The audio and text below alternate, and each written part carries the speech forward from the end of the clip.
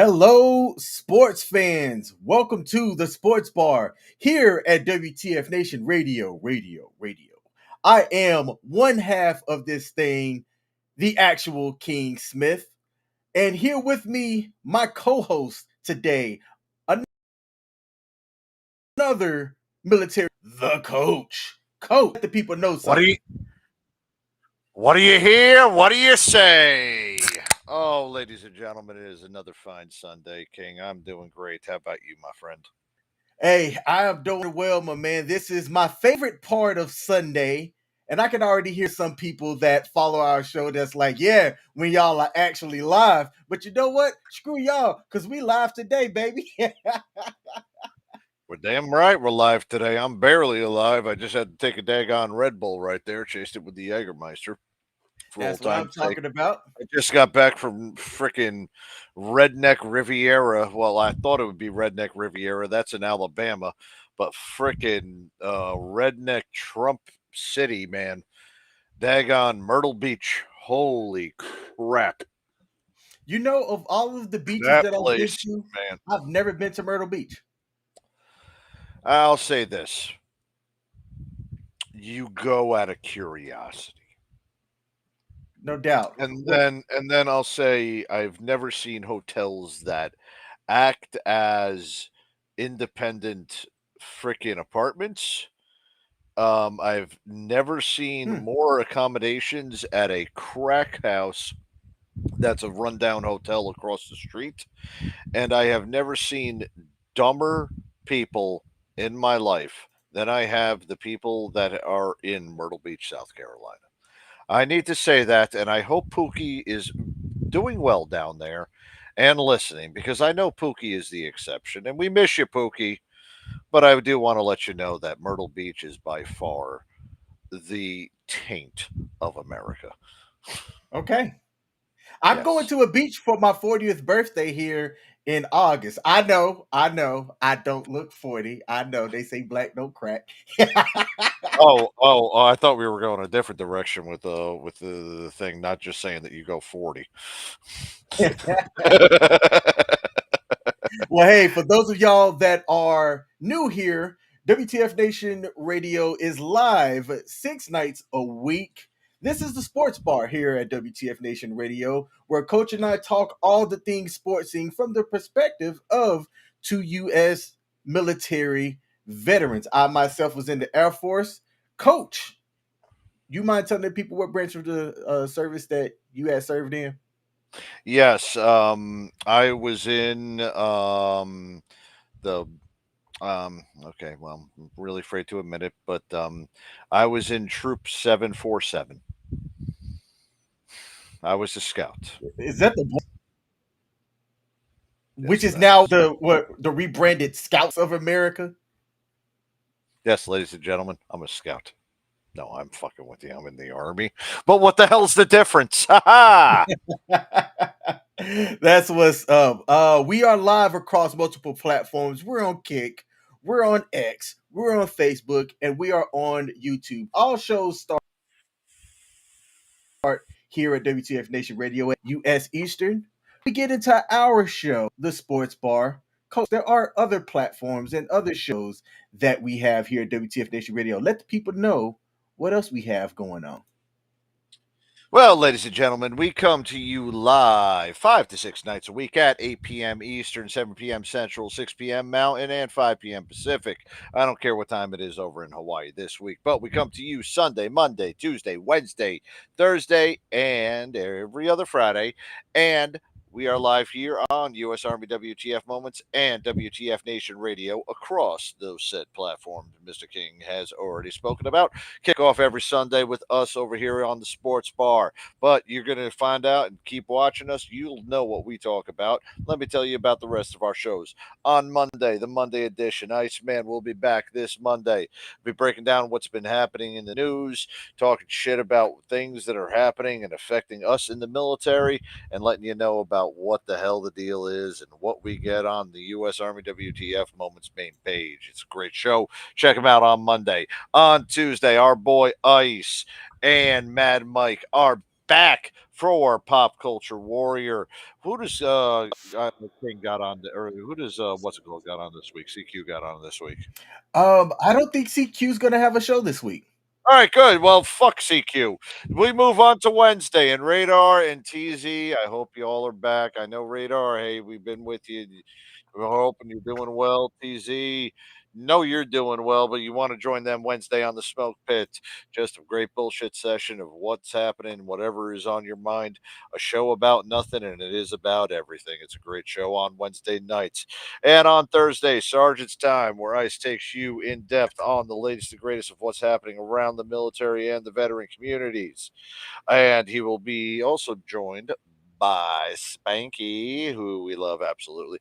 No, and I will definitely y'all want to check it out and find out what's happening within the military. You check out every Thursday on Sergeant's Time. And I get paid this Friday, and last Friday, um, Kaz and Mom were already on, and they will not be on this Friday for Friday Night Freedom. But that wraps up the week for what we have on U.S Army W.T.F moments and WTF Nation Radio across Facebook. Our great people on Facebook, y'all watching the main people on the main page and the WTF page. Hey, how y'all doing?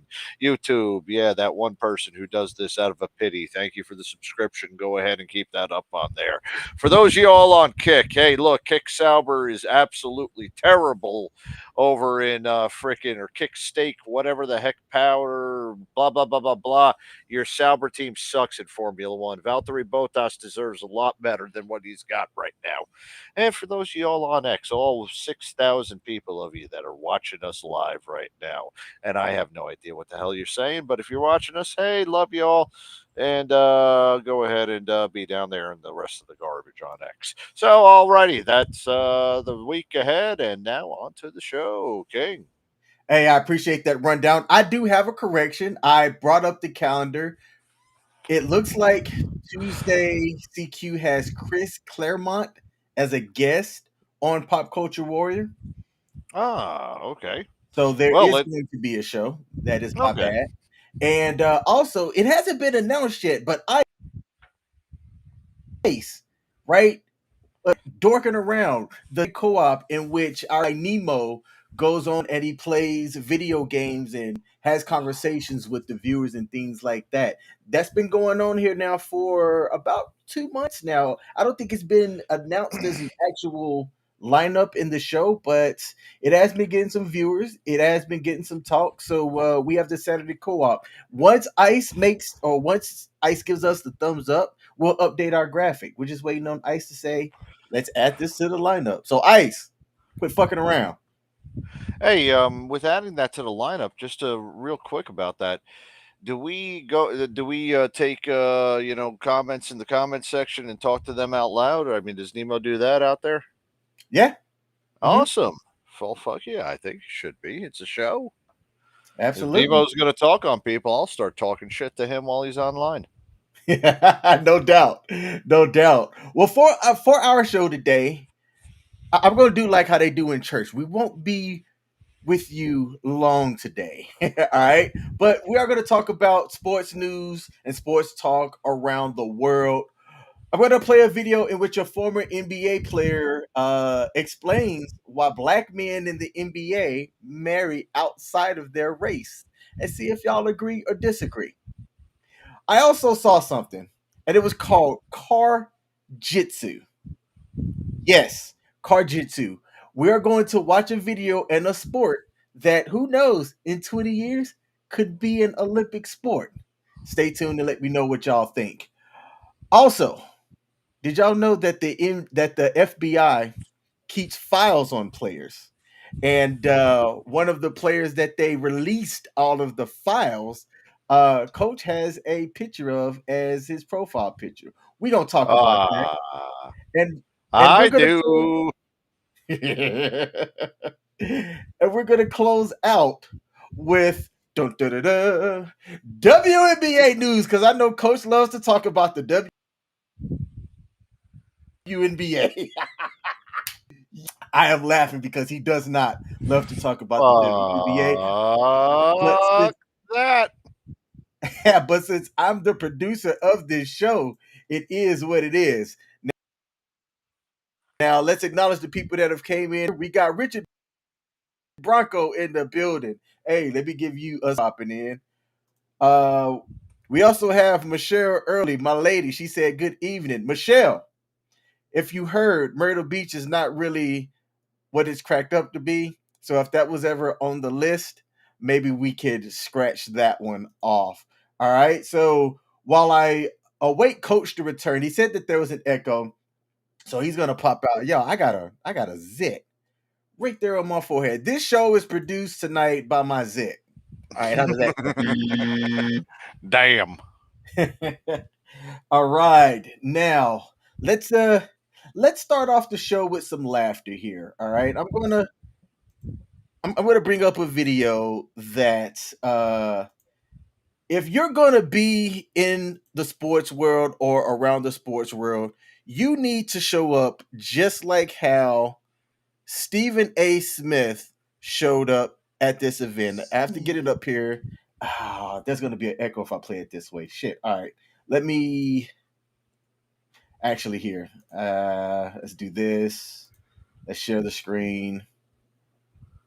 Coach, let me know if you hear an echo or not. I think the people are going to hear an echo. I hope that they don't, but let's find out. A Smith. Why you walking in like this, man?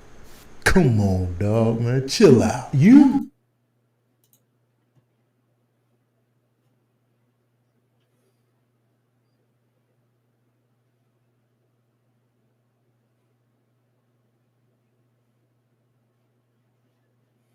Hey, buddy, I can't hear a thing. Hey, King, I can't hear anything, buddy. You can't hear anything? Me neither. Oh, this Nah, nah, nah, nah. Yeah, we got dead air. Oh shit. yeah, that's man, that's gonna kill the entire show because I have several clips today. So let's try. Let me do it this way: add a source, local video.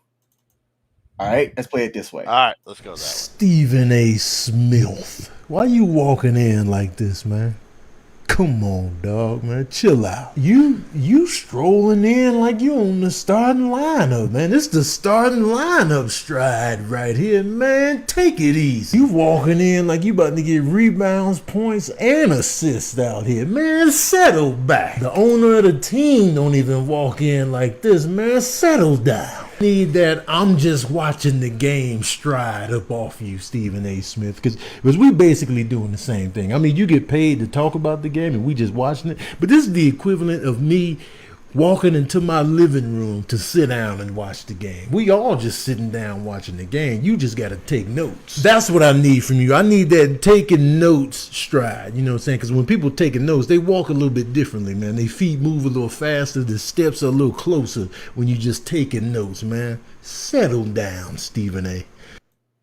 So that was voiced by comedian Tony Baker, who is one of my favorite comedians out there. And when I saw this video without Tony Baker's commentary, I started laughing because I'm like, man, Stephen A. Smith is walking into the stadium like he about to put up 40 points and 15 rebounds. And I had to crack up laughing. What do you think about that stroll, that stride that Eh, Stephen A. gave as he walked all, in? all right, all right. Stephen A. has had his part where he can get treated like this, and as much as I don't agree with it, whatever. He can pull himself in there because he can go wherever, and everybody values his opinion, even though his opinion is absolute garbage. But him walking in like that, well, that just proves to me that he is setting himself up for a fall because, I don't see people that walk around like that, doing things the right way. You walk around like that to get yourself attention and think that you're the hot shit right there, you're going to have a big damn fall. So, Stephen A., I hope all your shit's wiretight. Because walking around like that just because of who you are and because of what you say on TV, making a fool out of yourself without any type of good recourse, yeah, okay, go ahead. Not a problem. You ain't nothing. Mike Francesa doesn't walk around Madison Square Garden, and he puts you to shame, you bum. Hey, this is the walk of a man that says, I am the man wherever I go. Like, I can imagine that he's got that Shaft theme playing in his head. Doom, boom, boom, boom, boom. Oh, it's the starfucker syndrome. That's exactly what it is.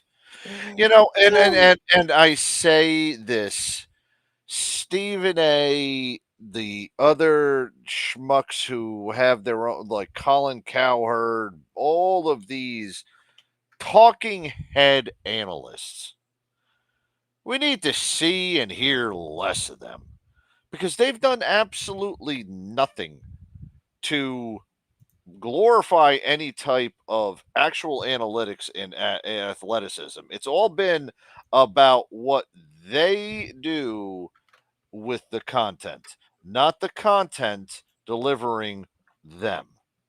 And it needs to go back that way. He's a guy who delivers content, not the content delivering him. The content needs to go back to delivering people like that, not this schmuck. Wow. All right. I need you to talk a little bit more. And if you can, I put David Cunningham's post about what Monica McNutt had said. Are you aware Yeah, of what happened around that? no, I'm looking it up as of right now. So that's what I'm looking at right now. I mean, I'll say this: if let's be quite honest, this WNBA take, all right. So I'll say this WNBA, it's being pushed. It is being pushed because Caitlin Clark is this. Now, I'm not calling it celebrity, but she is a phenomenal athlete. And then she pulls it in on this. Okay. Yes, I get that she could have done that 3 years ago. The only reason why anybody's pushing the WNBA right now is because it's got a lightning freaking rod in there. And if she's got an issue with this Monica McNutt person of where was the support 3 years ago, well, the support from 3 years ago didn't have the big ticket. And even with this big ticket that you got, Stephen A is only getting paid to do it because their company is telling them to do it. That's why there was no push for it. And Stephen A is a hypocrite. People get upset about it all the damn time.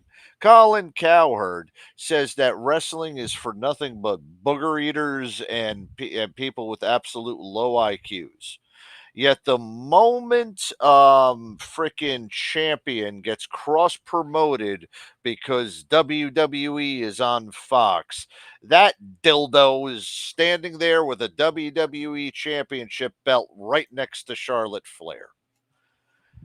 Any of these talking heads will do what the company wants. So if Stephen A is getting upset because of this, and he did get roasted, that is freaking the reason for it. It's because the fucking company does it. This guy does not have an opinion on his own that is worth a grain of salt, and he will push whatever opinion is out there just so that he can make money for the company he represents. And wearing a purple thing, you know what? It just makes you look, well, I don't know, man. I got a pur- I got a purple shirt and actually kind of is nice out there. Purple suit, that's the least of his worries. His his big mouth is a little bit more of the worries that we've got to worry. And yeah, he can walk around there like that around a bunch of people, but everybody knows that he's a fool. So I'm glad somebody actually made fun of him for it. Good deal. Good deal. Thanks for filling in some time, by the way, as I had to do some production Oh, I got you, man. stuff in the back. Let's get on currently. So we have game two of the NBA Finals, in which the Boston Celtics, who won game one against Dallas, is in the first quarter of the game. Dallas came out on fire It is midway through the first quarter. Current score is 13-10. There was some talk about if Luca was going to be playing or up to par for this game because he got downgraded to questionable just before the matchup. But right now, his stats are he's 3 of 5, 1 rebound, 1 assist, all scores with 6 behind him is Kyrie Irving with 4. Dallas is here in the lead by 3. I again say that Boston is going to win this in 6 games. Dallas is going to take, no, I'm sorry, in 5. Dallas might win 1, and if they win, it's going to be game 3. After looking at game one, and Dallas is coming back pretty well on this one. At least they're showing some life. Um, I don't like the matchups, and especially with the fresh Porzingis back, who made a massive difference with 20 points, and he had 3 phenomenal blocks in the third quarter of game one. I am really teetering on whether or not it's actually going to make it to 5 games. But that being said, Kyrie can have a great night in support of Luca in one of these games, especially one of the ones out there. I am really just not liking the Mavericks in this series. I really do think that Tatum is up on his game right now, and with what's his name back healthy, and Brown playing as great as he is, to the part where even Jason Kidd is telling people that the best player on the Celtics is Brown. Man, I will tell you, Brown, Porzingis, Tatum, they're going to deliver that championship. I am not going to be surprised if it's in 4 games. They are much. Oh, Jesus Christmas! You had to bring that up. Okay, thanks, David. We'll get to that, but I believe that damn Kyrie, Billy, and Kyrie. I get that there's a whole bunch of maybe a little bit of glad handing that is being done right now that Kyrie's back into the finals. He's going up against the Celtics, but Kyrie still does not make great basketball decisions without a great basketball head on him. And I Ooh. hope Luca is able to have a phenomenal night, because if Luca doesn't and Kyrie is the one who has to shoulder the burden instead of sharing the burden with Luca, they don't stand a chance against definitely against the big three of the Celtics. But even with their what's it called, their bench and everybody else on the role players, I still give it to the Celtics. Yeah, look at what Boston did without Porzingis, right? And he's been able to rehab and recover. And when Porzingis is healthy, he's a 7'1" offensive and and defensive problem out there. Exactly. Right?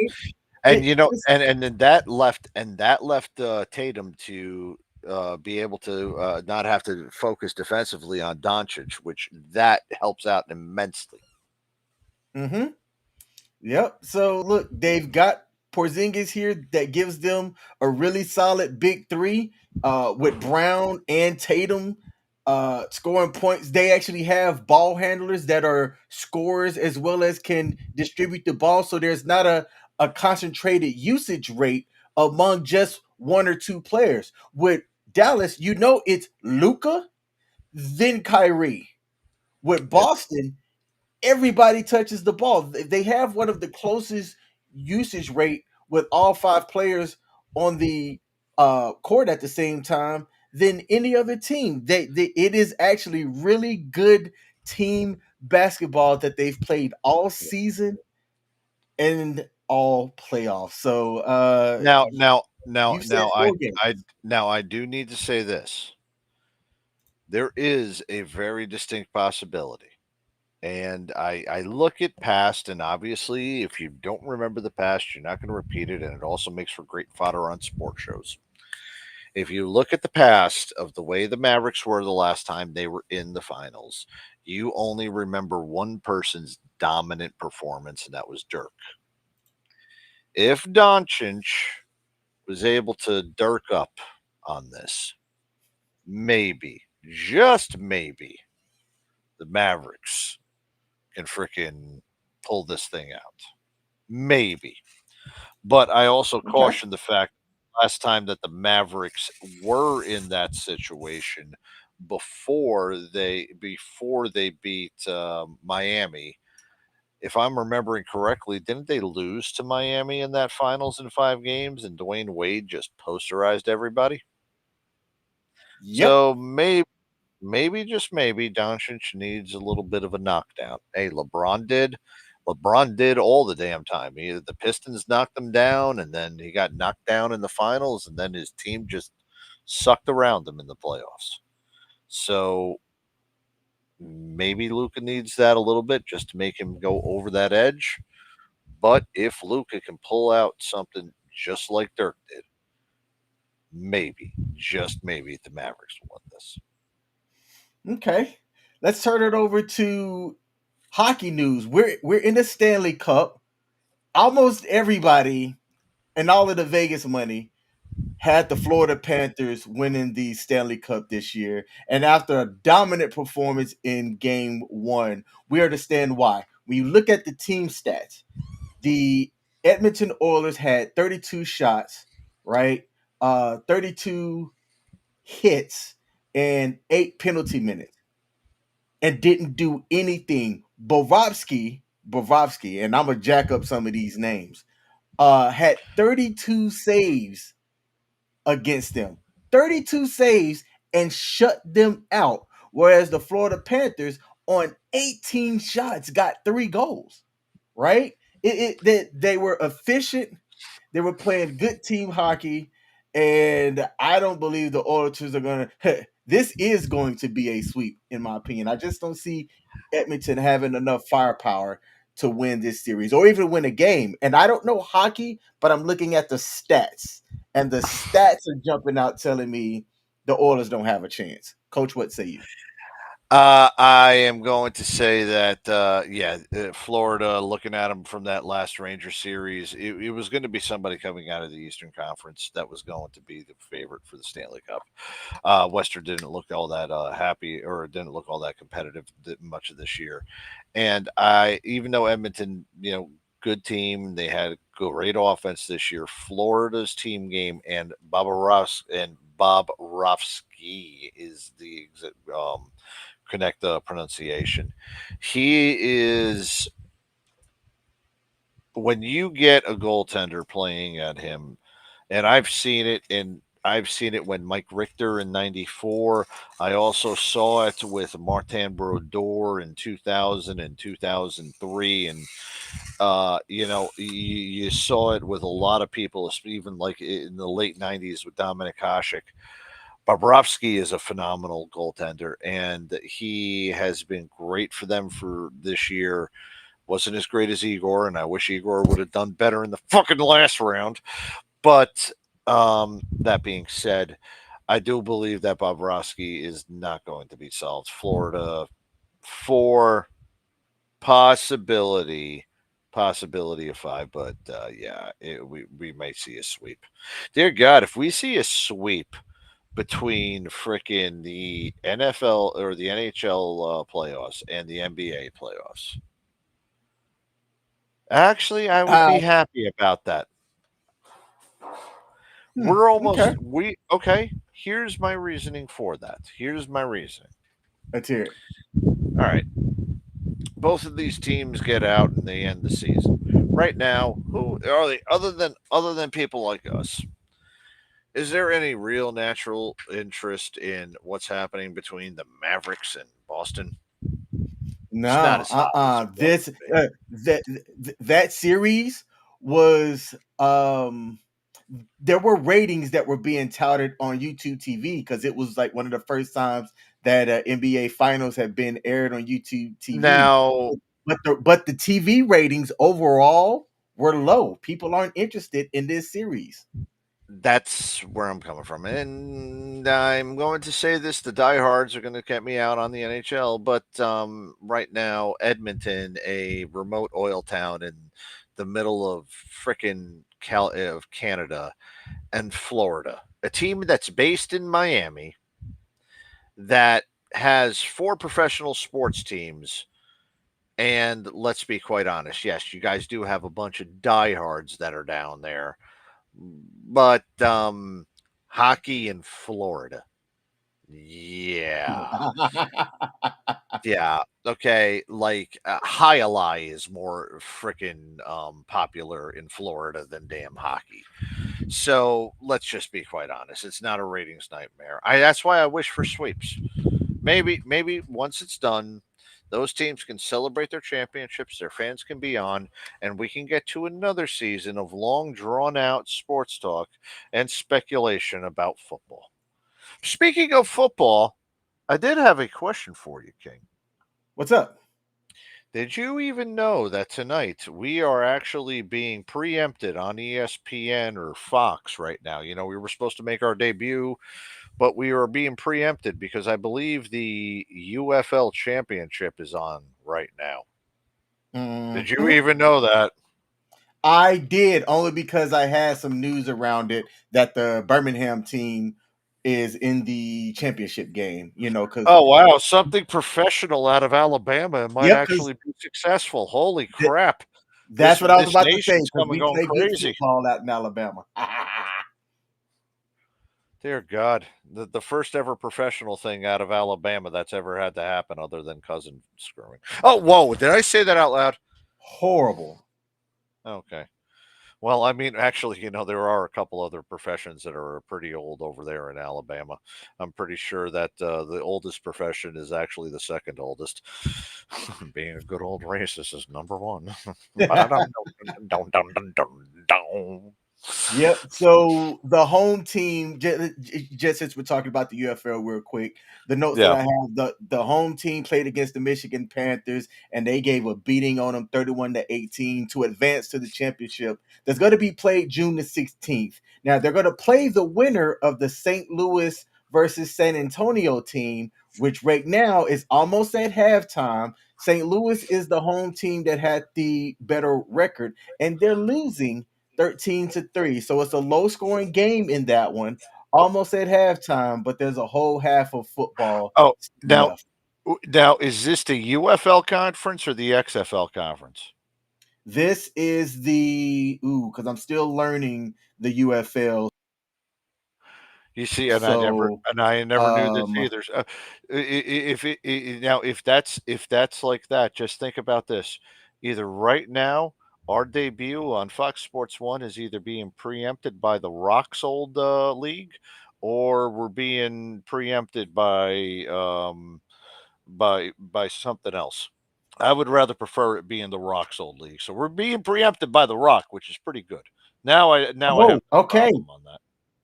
Yeah. So this one is the XFL conference championship game.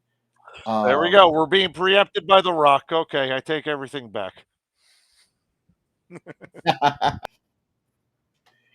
I do want to make sure that I acknowledge what David Cunningham said earlier. So, David, I starred this comment here where you said, I can now see the crying of Caitlin Clark and further words. We are going to talk about that a little bit later on today because that's got its own segment. But trust and believe, I am going to acknowledge this and we are going to bring it up and talk about it later on. One more point before I show this next clip. Game one of the WNBA, game one of the NBA Finals had just over 19,000 fans watching, right? The Indiana 19,000 on Fever, YouTube? total in attendance at the game.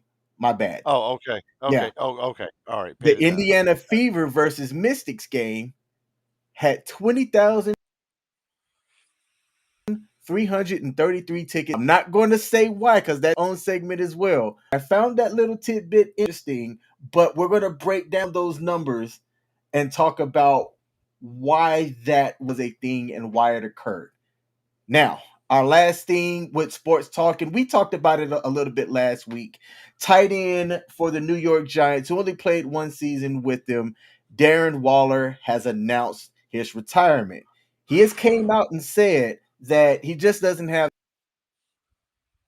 the fire for sports anymore, right? Young man could be going through something. Now, he had a pretty good NFL career. He looked to be what could have been the next offensive weapon for the New York Giants after he got traded from the Las Vegas Raiders.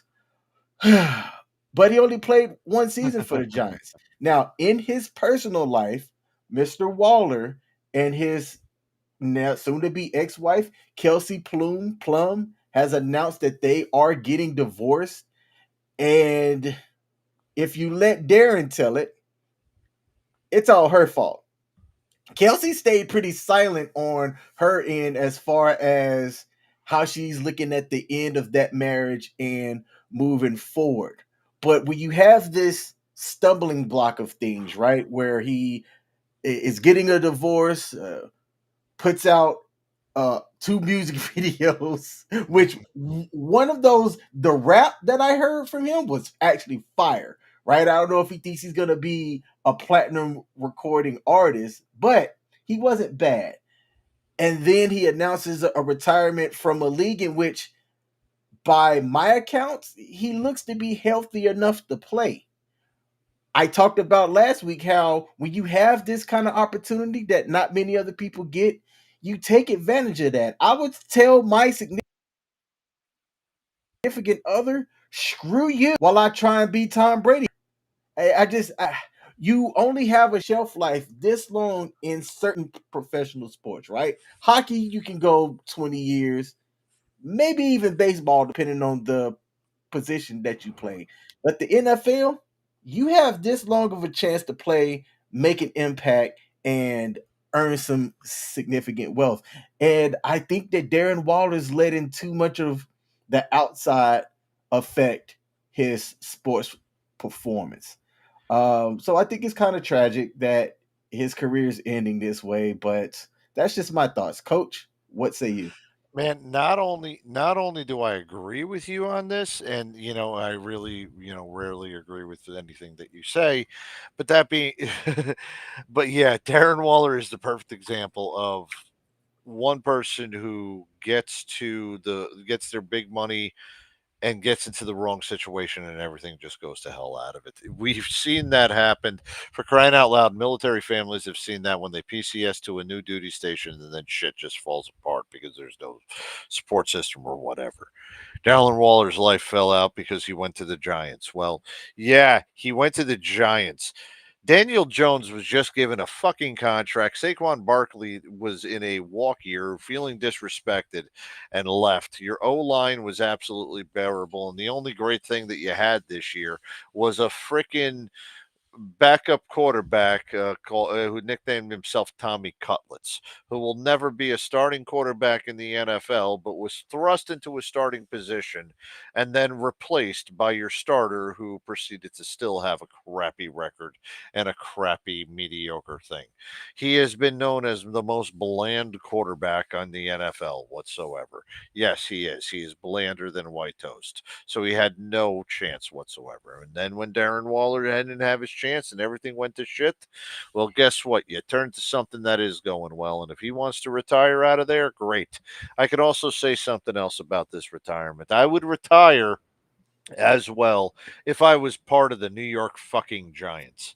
Now, that also doesn't mean that he is not going to come back to the NFL. Maybe take a year off. I've seen players retire and come back. Didn't Ricky Williams do that? Yep. Yeah, and Ricky Williams made a Pro Bowl after that. I think there's several people who've taken a year off and then, oh my God, he's back. Maybe Darren Waller needs a little bit of time away from the NFL to get his head straight to be coming back. I hope he does. But yeah, his wife's a whore too. Yo, how did Kelsey catch a stray in all of this? I just wanted to throw that in there. No doubt. David Cunningham over on Facebook said Canada has not won a Stanley Cup in 31 years. I am sure they are pressing like hockey. You think of Canada, at least I do, right? Yeah. Yeah, And no, you got a point there. yep. And when I think of Canada, I think of maple syrup. Now, moving to our next segment, while Coach fixed some things over on his end. There was a video that's been going viral by former NBA player Josh Powell. Josh Powell's not a household name. However, Josh did play for the Los Angeles Lakers and has 2 championships with him as he was on the roster. All right. He was born a year before me, so the man's about 40 to 41 now. He had this to say about why NBA players date outside of their race. What's the thing with basketball men and white women? What's that about? People in sports and white women. I think a majority of what we see is men choosing women who are willing to do for them what needs to be done or what they need to feel within a relationship. She probably waits on him hand and foot, gives him sound advice, talks to him respectfully, and the list goes on and on and on. What we don't talk about in our community is the war between men and women. That's why we here. Yeah. Saying, don't treat each other or show up for each other the way that we need to. And women all day long. I have clips in my phone, even from other podcasts and other things that go viral. You literally have women that look like you, Queen, that are saying, we don't need men. We don't need it. Isn't that crazy? But then the same women that say, well, we don't need y'all, you get mad when they go elsewhere. Facts. But I don't hear people going crazy when Serena marries her husband or Eve marries her husband, because it's a double standard. Yeah. Right? They'll say, I'll take that billionaire too. But again, are we focused on the love aspect, or are we focused on what you think or how that looks? I'm big on, black love, but I'm also big on love. Whew, Coach, he said a lot. Tell us what you think, my man. I'm not touching that with a 10-foot pole and B. Arthur's dick. Yeah. Well, then I will. All right. So Josh Powell is saying that black athletes don't date or marry within their race because they're not getting support from black women. So, but he said that it's interesting because there's a double standard in that when black women are with people of other races, black women are coming out and saying, yes, queen, do that, queen, and everything like that. But they don't have the same support when they see black men dating outside of their race. And I just find it interesting because people are afraid to talk about it. But when you look and observe, just simply observe, that's what you see. So why are people afraid to talk about what they're seeing with their own eyes?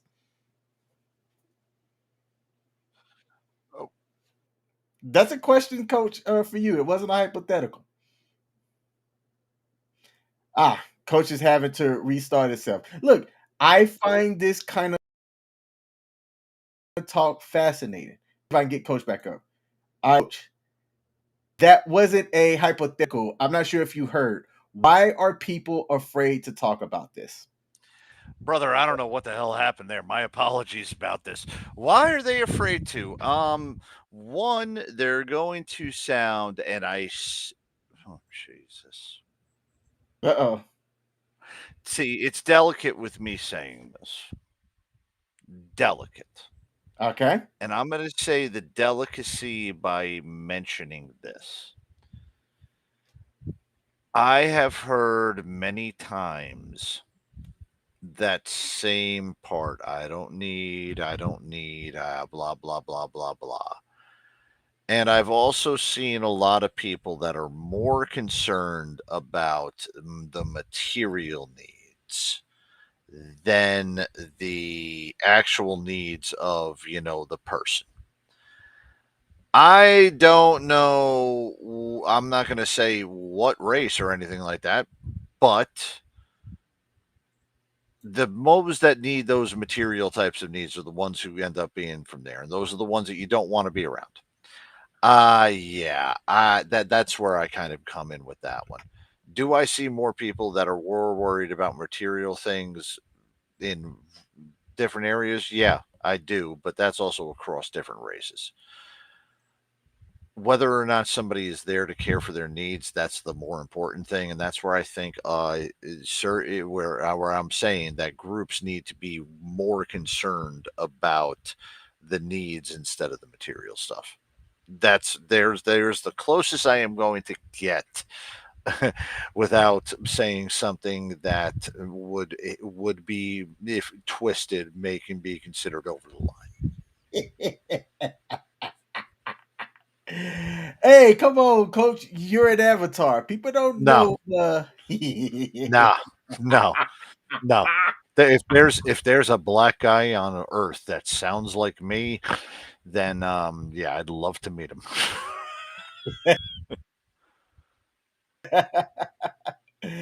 David Cunningham concerned about the bag than building a family. Look, I think um Aaron Gordon got on to what's that other kid?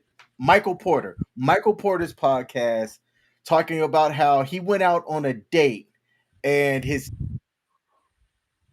date had Googled before Aaron Gordon's net worth, right? And Aaron Gordon didn't Yep. say the face of who it was or whatever, things like that. So that's not a part of this conversation. But when you do have certain people that at a young age can attain wealth that is different than the average person, and it's pretty public, right? We don't know the computer nerds net worth that lives in San Francisco that work for Google, that's got 8 or 9 different patents for software out there. We don't know those guys, right? But we can see the young NBA, young NFL player and their net worth, Mm-hmm. and that makes them walk it. Now, Oh no, I'm it definitely does. Yeah, and coach, I'm glad I don't have that problem because you're now wondering, especially if you're known, right? You're now wondering if this person likes me for me or if they like me for what I can do for them. Okay. And what Josh Powell talked about on the Smitty and V podcast, Fair Use, I hope y'all are okay with us using y'all's content, is that when these NBA players are talking to women that have the same skin complexion as them, they're getting talked to sideways. Yet when they talk to other people who doesn't have the same skin complexion as them, there's a little bit more respect put in the conversation. I find it fascinating because I see it. Hmm. I see it. Damn, I did not. I don't pick up on that, and I'm a guy who kind of picks up on language types of things. Maybe I don't observe that, but thank you. I will now start observing that a little bit more often. Take a look at it, man. Take a look. David said it's like the Kardashian syndrome. They all want a high value man. Mhm. Yep, It's that's hard very to true. say all because I don't like talking about absolutes. I can rock with you and say a majority, but I can't say all. Mm-hmm.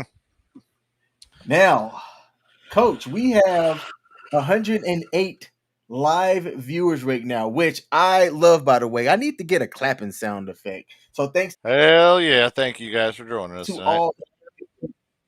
Again, if there's a like button platform, please hit the like button. That helps us out on the algorithms. That's the algorithm over here. Yeah. And for those of you that are watching on X, now that they are allowing porn underneath there, I'm pretty sure if you slide down, you're going to see somebody, going down on someone. Either Now, that this or a girl who accidentally wore a thong and she's doing something. And it yo, just so happened that her camera had to be right there, right as she was bending over. Man, yo, I see that all the time on X Twitter. is wild these days. I like that X is wide open, right? But you can be scrolling through X and see family friendly content.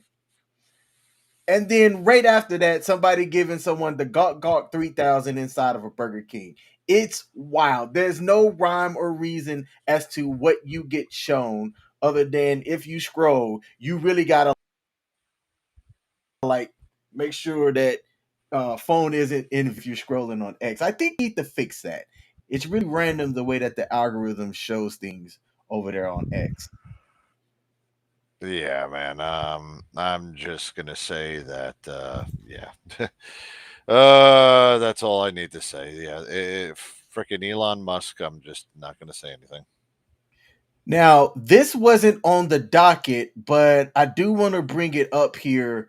Saquon Barkley's dad got pulled over in Brooklyn.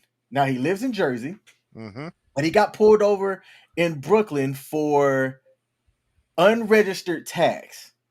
During a subsequent check of the car, there was a pink gun that was found inside of the car. Mm-hmm. What's interesting is that it's a whole pink handgun. So I don't know if you know about gun laws in New York,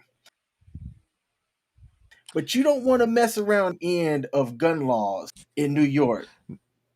Oh And hell no, no. I am fully aware of them. and when he got pulled over, right, he basically gave the "Don't you know who I am?" essentially, saying that, hey, I have to keep this around me for protection as the son of a famous NFL player. And I had to chuckle a bit because I'm like, if that's what you want to do, okay, that's cool. Don't have a freaking unregistered car that you're driving around in. It's like Dummies 101, getting pulled over 101. Why are you driving a car that's not registered? It doesn't matter what state you're in, if a law is going to do their job, they're going to see this registered car that now pretty much cars have cameras on them that are constantly scanning, getting information and data just like that. So they don't even have to sit here and be like, this car looks suspicious. Let me run its plates. No, the computers are automatically doing that. Every time a car drives down a corner and there's surveillance of some of these cameras, they're getting this information. And you want to drive around in an unregistered car with a weapon as well and be surprised that you get arrested? It's baffling to me, coach. It doesn't make any sense. But all right, the you know what? The I know do you know who I am should work only for those people who are them, not the people who are related or associated or affiliated with them. I'm not going to go around and just because I have, my kid is playing football, walk around on my own accomplishment to say that that is that thing, and nor should anybody else ever have to hang their head on their kids' accomplishments to try to say, do you know who I am? No, don't do that. Because, yes, if we know who you are, that means that we are going to release the press release to everybody because you should know who they are. And if they know who they are, they should know about that.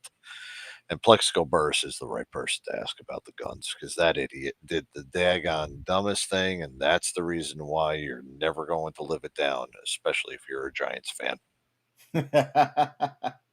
So look, his dad, who I don't even know what his dad's name. His dad looked like a guy named Mr. Barkley. Per- Percy Barkley. Let me see what his name is. All right, Alabe. Alabe Barkley, 55 years old, was pulled over for covered license plates this past Wednesday at East 140th Street and 3rd Avenue. All right.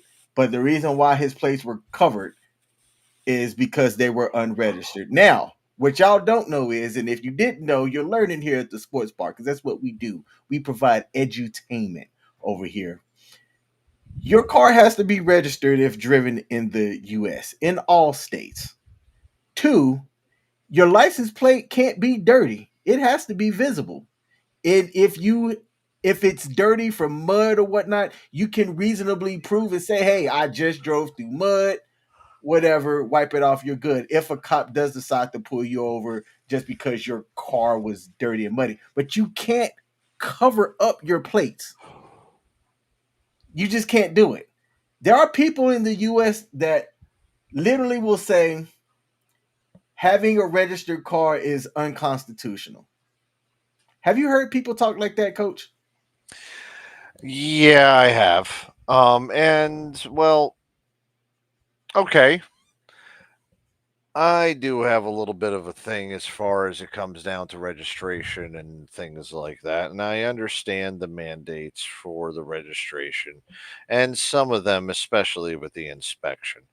But I also think that we have gone way too overboard with those regulations. I mean, for crying out loud, we are literally we are literally passing bills for people's right to work on motorized equipment. We are literally at the part where state senates are passing bills so that farmers in their state and mechanics in their state can work on vehicles because technology has locked them out. Think about that for a fucking minute of a fucking society. That's our fucking governments that we're dealing with right here. I don't even know what the fucking original question was, and I just went off the rail about that one. What the hell are we talking about? The fact that there are that you have to have. Oh yeah, the registrations on the cars. Yep. So the registrations, I see the need for it, but again, we just are doing it a little bit too much. Do I think we should pay taxes? Fuck no. I think taxation is theft. I think we should be paying to provide a fair service. And if that fair service is going to be brought to the community, then that fair service should be done at a price and be done responsibly.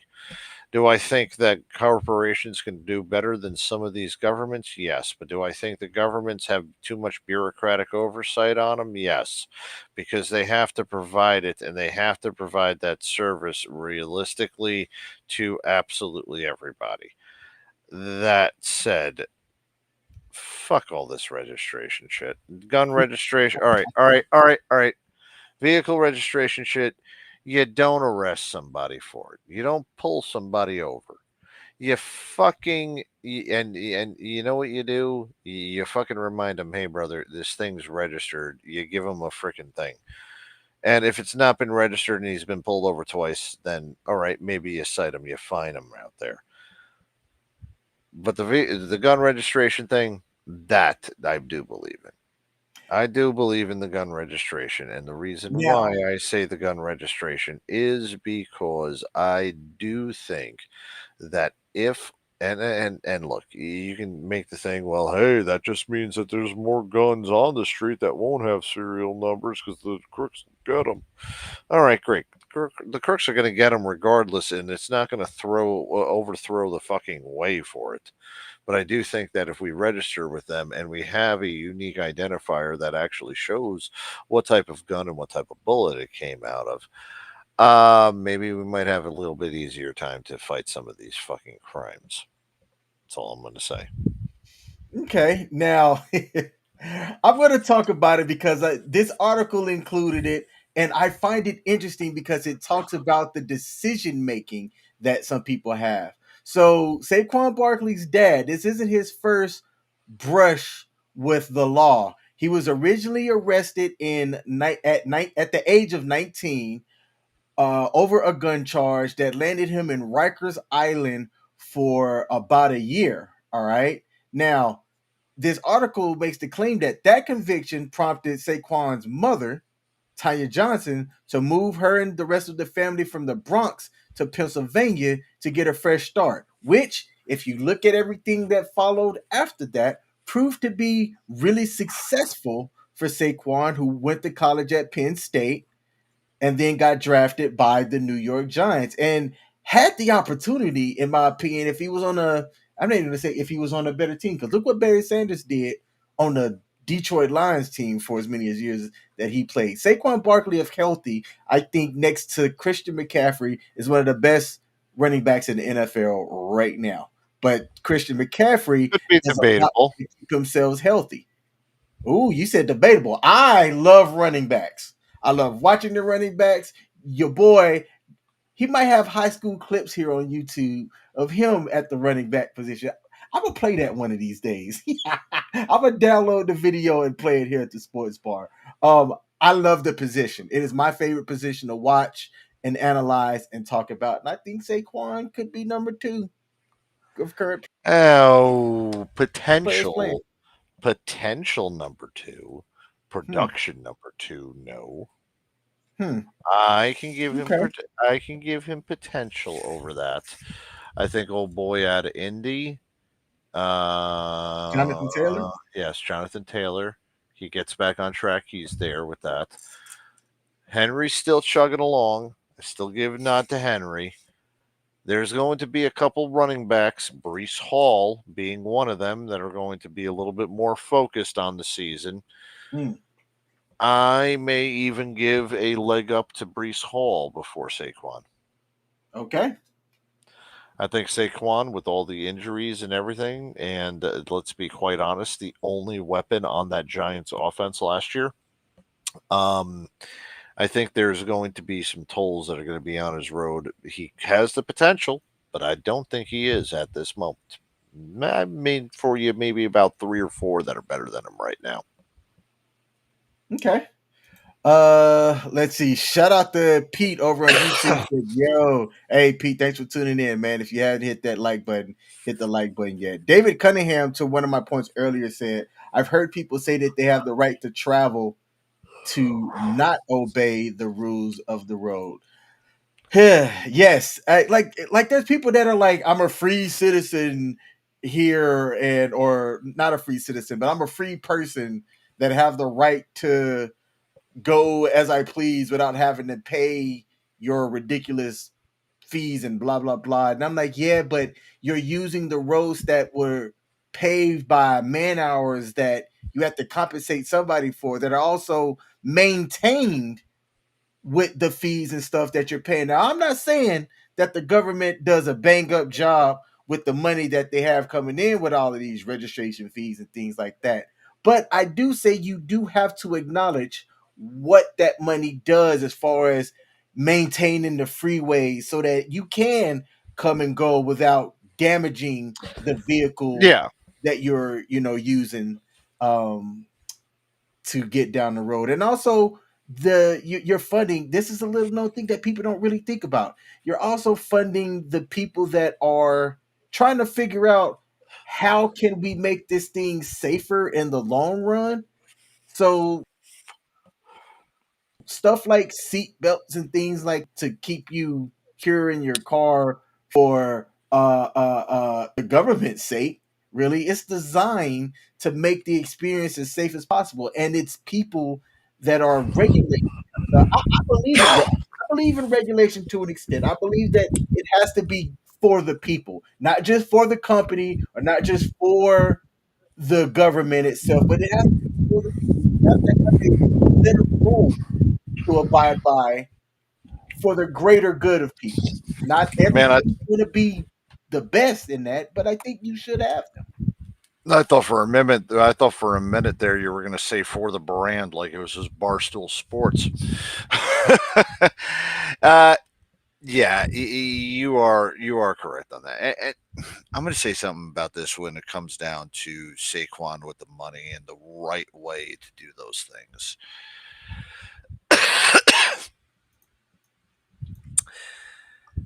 There's ways that your performance can outmatch what's happening off the field with your family.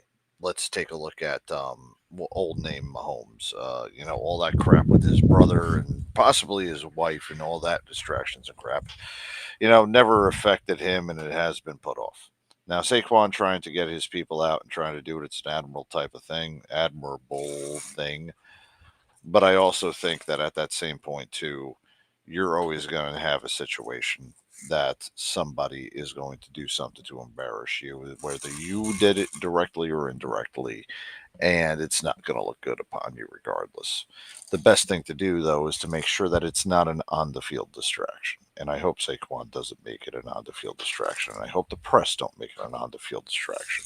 Because it really isn't an on the field distraction. It's just a distraction to fill up sports talk radio, interwebs, and to justify somebody's freaking existence as a sports writer.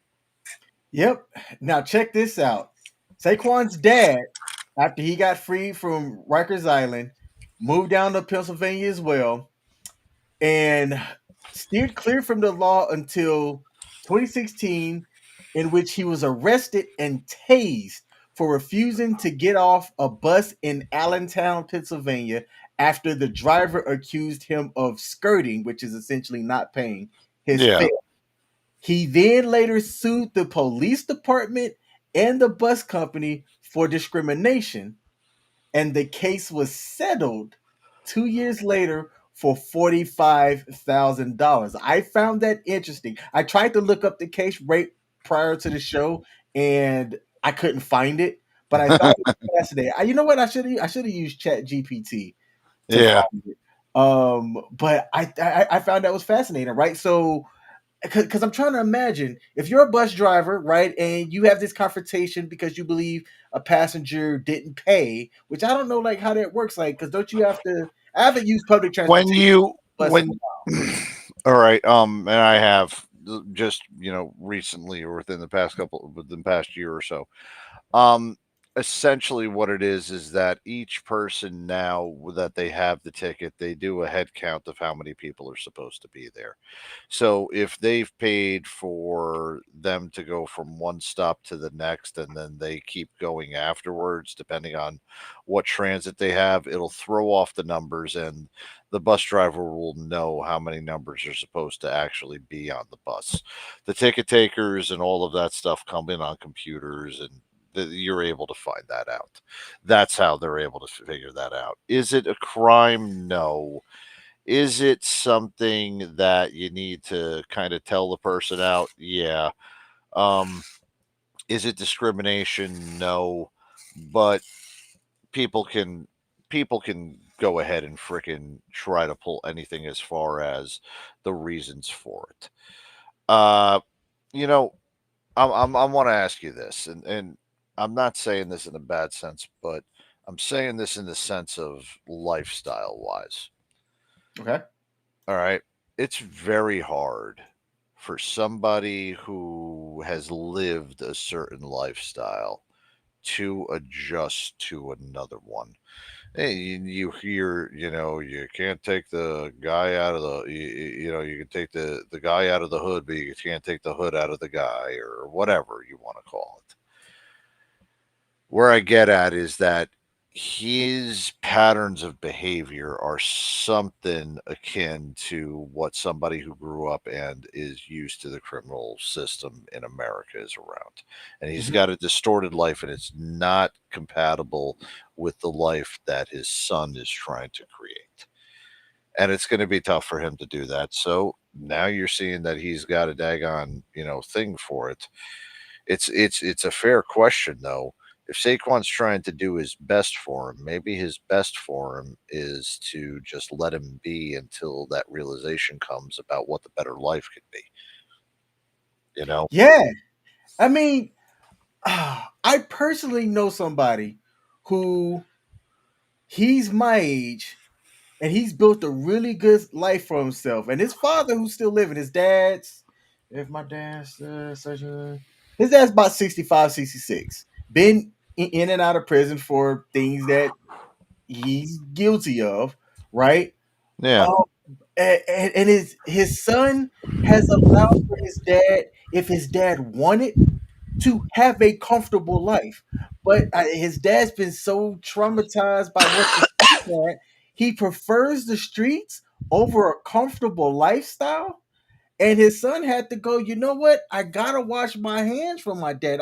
I've tried to take him out of that, but he's so used to that lifestyle that even at damn near 70, he still wants to be in the streets. It's Mm, crazy to me. But some mm, people they don't get the right help that yeah. they need to get them to understand that while you're from the streets, while you have been impacted by things, it, there are characters in your life that you can exclude, right? Like, okay, people might know who you are, and because they know who you are, they know who your son is. Why do you still go to those areas where you could be a threat? Well, people would know. Oh, hey, I know Saquon dad gonna pull up. Hey, he might have some cash on him, man. Let's turn around and rob this fool. Yeah. No, If you want to see what an actual life is on, and this is now definitely off of sports, but this is more human life. If you want to see what actual crime does from the time that you were born, going all the way up until the time of death, I want you to take a look at a HBO documentary called Life of Crime, 1984 through 2020, and you are going to see a person's life from over a course of 36 years where okay, crime, drugs, and relationship over 36 years made their lives a living hell for other people and how that effect happened on the other people.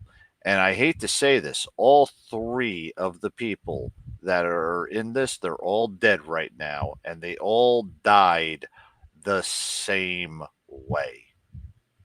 Yeah, interesting. it's kind of sad. All They right, didn't all die.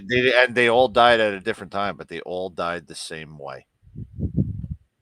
I ended up writing that down because I'd like to check it out for sure. Now, Yeah. that pretty much wraps that up. We did have some comments here. Agreement and Review says, "Hey man, he's from the streets, and certain people have a certain mindset." Absolutely.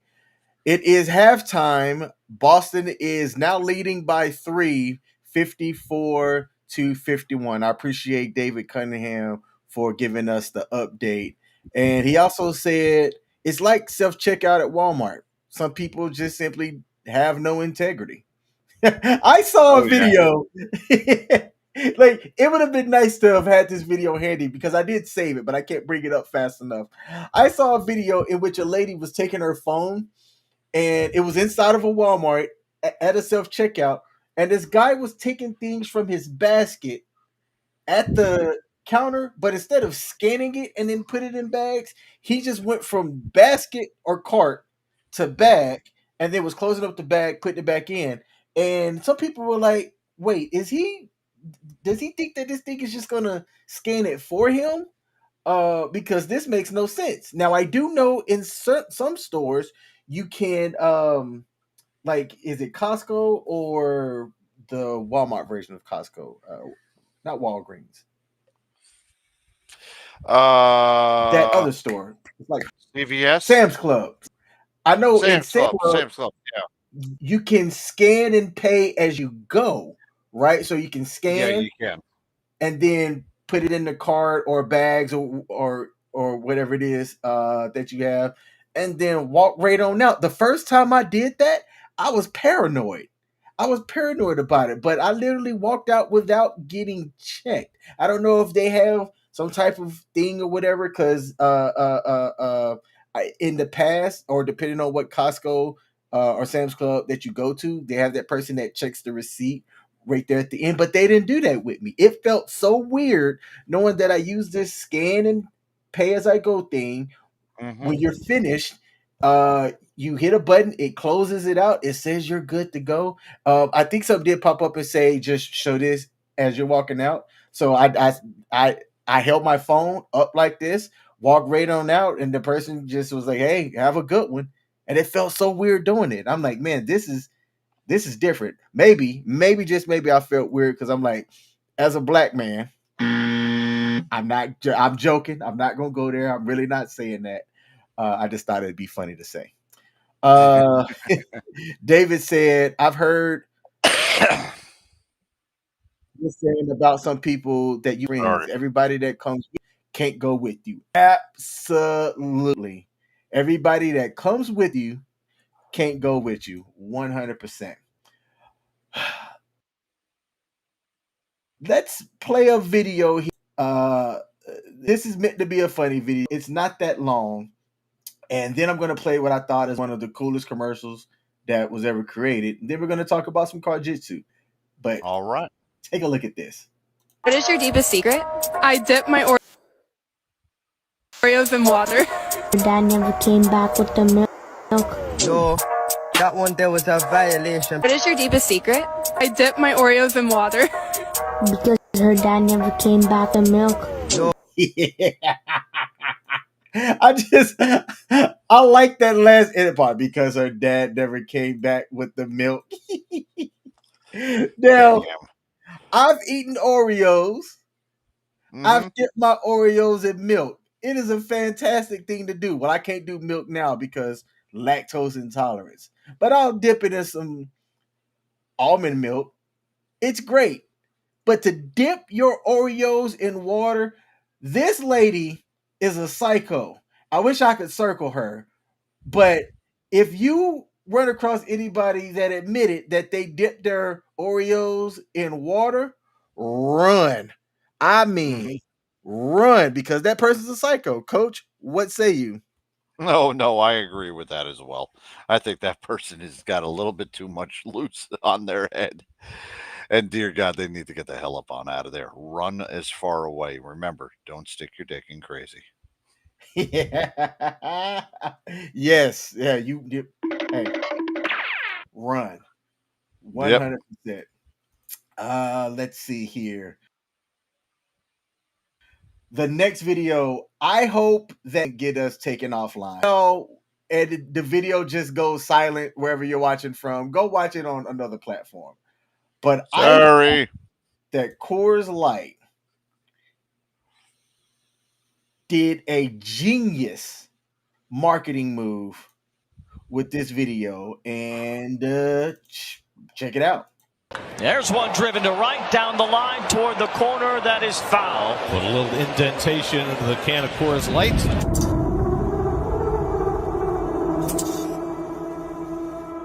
Shohei Ohtani. He's the greatest baseball talent in the history of the sport of baseball. He is to Japan what Messi is to Argentina.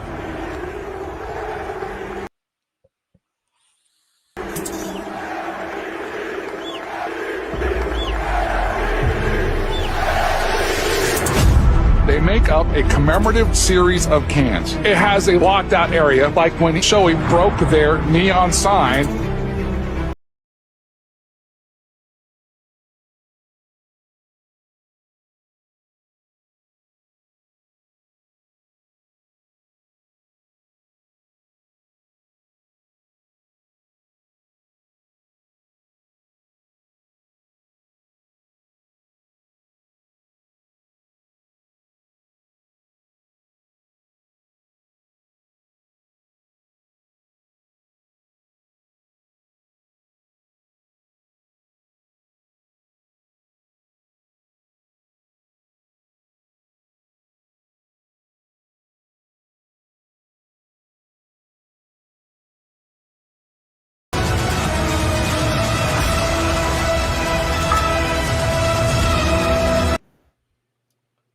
Now, that was from a Canadian ad agency, Rethink, which does work for Molson Coors. They saw that as an opportunity, and a campaign called Lights Out was built on the dead pixels on the board, including billboard ads that built in the black square, and they even pushed a commemorative can that had the dead pixels on the can, and they sold off the shelves. Not only that, in Japan, which they don't market U.S. beers like that overseas. I lived in Japan. I know. It became one of the most requested beers because of Shohei Ohtani and other Japanese baseball players. To include well, actually much is Shohei, because when you go to Japan, you got the Kirin. What's that other one in the green bottle? Sapporo. Sapporo, yeah, however you say it, and Asahi, right? And their beer tastes like water to me. I'm personally not a fan, but I thought that right there was a very clever marketing opportunity, and whoever created it deserves a raise. What did you think about that video? Did you, by any chance, hear the music in the background? Yeah, I was trying to remember what it was from. Paint, From what? Paint It Black by the Rolling Stones. Yeah. I like that idea. And, all right, viral types of things and what's hot and what's happening. I'm glad that they capitalized on that. And let's be also quite honest. The only reason why Budweiser is still a sponsor is because they pony up money every year to be the official sponsors of these sports leagues, because nobody else would really want to drink their beer except for rednecks. So, with Coors trying to do something outside of that market, it's a great idea to keep it going out of that campaign. And if it caught fire, I'm glad that the Coors executives got something out of it without having to pay for it. Good deal. Yeah. Good deal. Now, before we get into our last couple of topics, let's see what the comments have to say about it. David said, "Great marketing campaign without Otani actually getting paid." 100%. I was like, yo, I'd be mad if that was used and created and it generated sales and I didn't see a single dime of it. Yeah. I would be absolutely livid. Now, I do have an update here in the UFL XFL Conference Championship. Weird to say, but the San Antonio team that was dominating, it's now a 4-point game with 3 minutes and 34 seconds left in the third quarter. It is now 19-15. The St. Louis Battlehawks, led by former Alabama quarterback AJ McCarron, is starting to fight back. They've put up 12 points in the third quarter, whereas the San Antonio team has still put up 6 points, but it is now a 4-point game. It is a whole lot closer than that first half looked. I would like to see AJ McCarron, who also played in the NFL as well. I'd like to see him win one. I mean, okay. I mean, you know what's sad? What's that? It's going to be the last headline on ESPN's front page if he does. And then it will be replaced by the breaking news, and that's what's going to end up happening. That's the part. That's the publicity he'll get if he gets it. I mean, No doubt. all right. I don't know if Pete's on here, but you know what? The last time, and this is funny. So, what the main event of WrestleMania was on the top headline for maybe about an hour one morning after WrestleMania, and then it was actually bumped down off of the headlines by something of Caitlin Clark not going to a pre-draft camp. I mean, that's kind of sad. Not the same thing AJ McCarron will get about the UFL and XFL thing. So, yeah. All right, buddy. Not a problem. You got your 15 minutes. Now, Coach, we've talked about combat sports here. I've told you that I have not personally competed in any hand or combat sports here, but I've always found it interesting and fascinating. I was scrolling through Instagram and I saw what looked like two people fighting in a car, and I'm like, wait, what's going on? What is this? And I learned that CARJITSU is actually a thing. It was a concept that was invented in 2020 by Russian jiu-jitsu and judo black belt Vic Mikheev during the early months of COVID-19.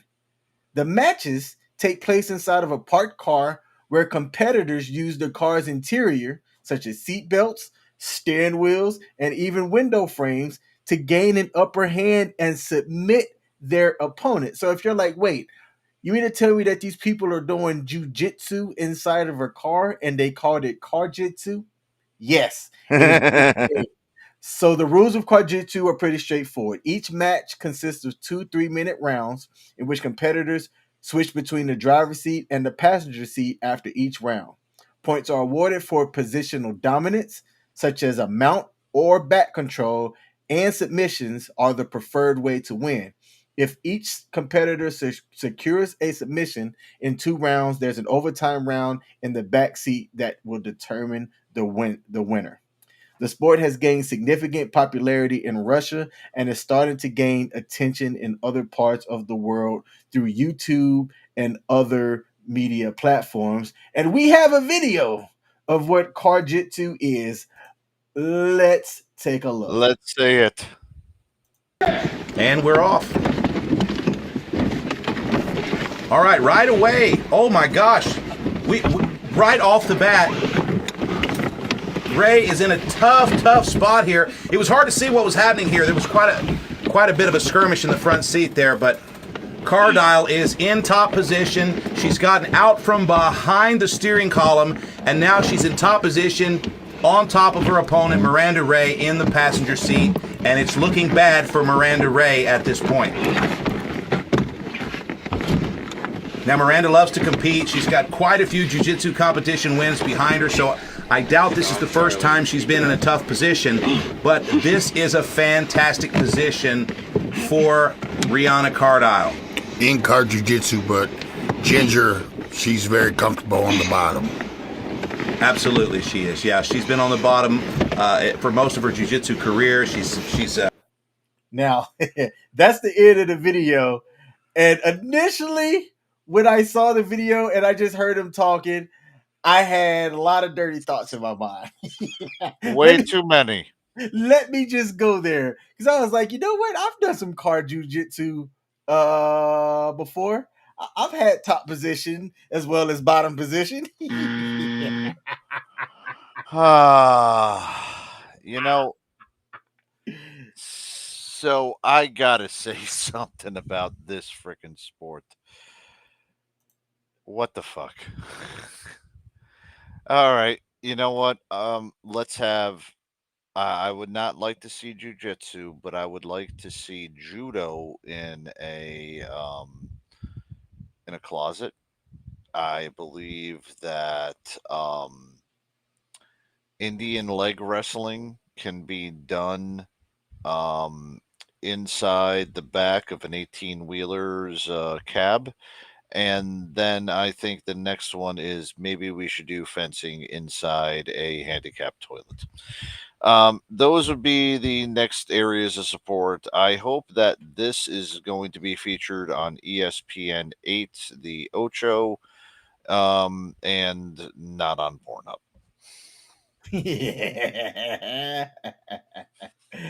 Now, Indian leg wrestling, I've seen some videos of people at airports where they're doing that, which if you don't know what Indian leg wrestling is, it's where two people lie on their backs, they both each put a leg up, and then on go they twine their legs and try to get the other person's leg down.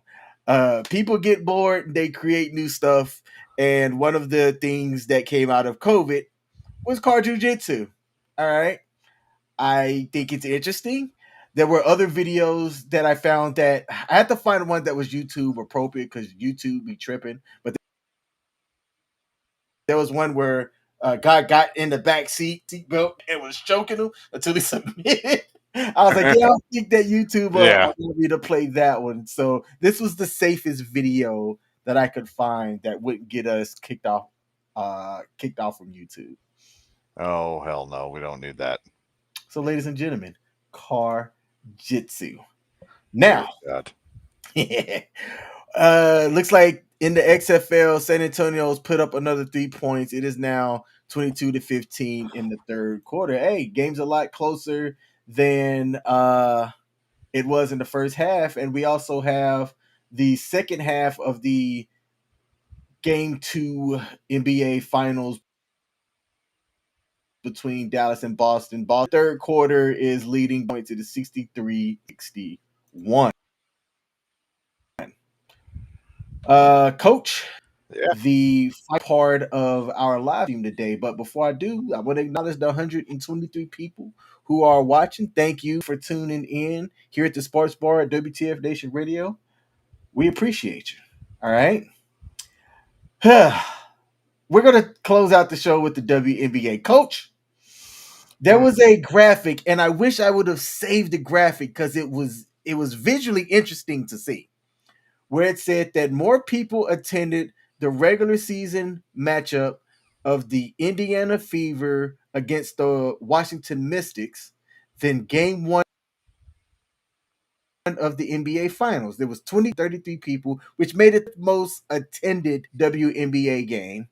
And a lot of people attributed that to the Caitlin Clark effect, which we're going to talk about her as well here coming up. And then game one of the NBA Finals. Now, when I saw that, I was like, oh, that's an interesting graphic. But then I had to break it down. So let's break this down this way. The average price for that WNBA game, when I looked online, was around $73. That was the average price. Ticket as low as $12 and as high as $195. Okay, is great for a professional sports game that you could be seated at the floor for close to $200. I thought that was good, right, for a layup watching game. I shouldn't have said that. The average price for a ticket to game one of the 2024 NBA Finals, which features Dallas versus Boston, in Boston was $4,150, which made it the most expensive NBA Finals ticket on record since this stat tracking company, Ticket IQ, began tracking prices in 2011. The cheapest ticket that you could find for that game one game in Boston to be in the arena was $750, while the most expensive retail ticket went as high as $50,283. So is it no surprise that it wasn't packed out, it wasn't full, that it was 19,000 and you saw more WNBA people at that game than you did at NBA Finals? No. People can't afford to attend the NBA Finals game, but I could take my whole family and extended family to go watch a WNBA game. Yes. Okay. And let's also be honest, because we have mentioned this, and I have mentioned this multiple times on this show. Ticket sales are always fluffed, regardless of where you are, and it's because of the ticket distribution system. Yes, you can have 20,000 people there at that arena, and I'm glad that they had 20,000 people there at the arena. By the way, was it a sellout? It was a sellout at the It was a sellout at the WNBA WNBA game. Yes. game. Okay, not a problem. How many sellouts has there been in the WNBA? Let me take a look. Yeah. And just compare that to the number of sellouts in the NBA. Just and don't tell me yay or nay whatsoever. The numbers speak for themselves. Where I'm getting at, anybody can fluff numbers to make a positive impact on where they were. World Wrestling Entertainment is famous for this because apparently 93,000 people packed the Silverdome when Hulk Hogan slammed Andre the Giant and won at WrestleMania 3. 93,000 people could not fit into the Silverdome at that time.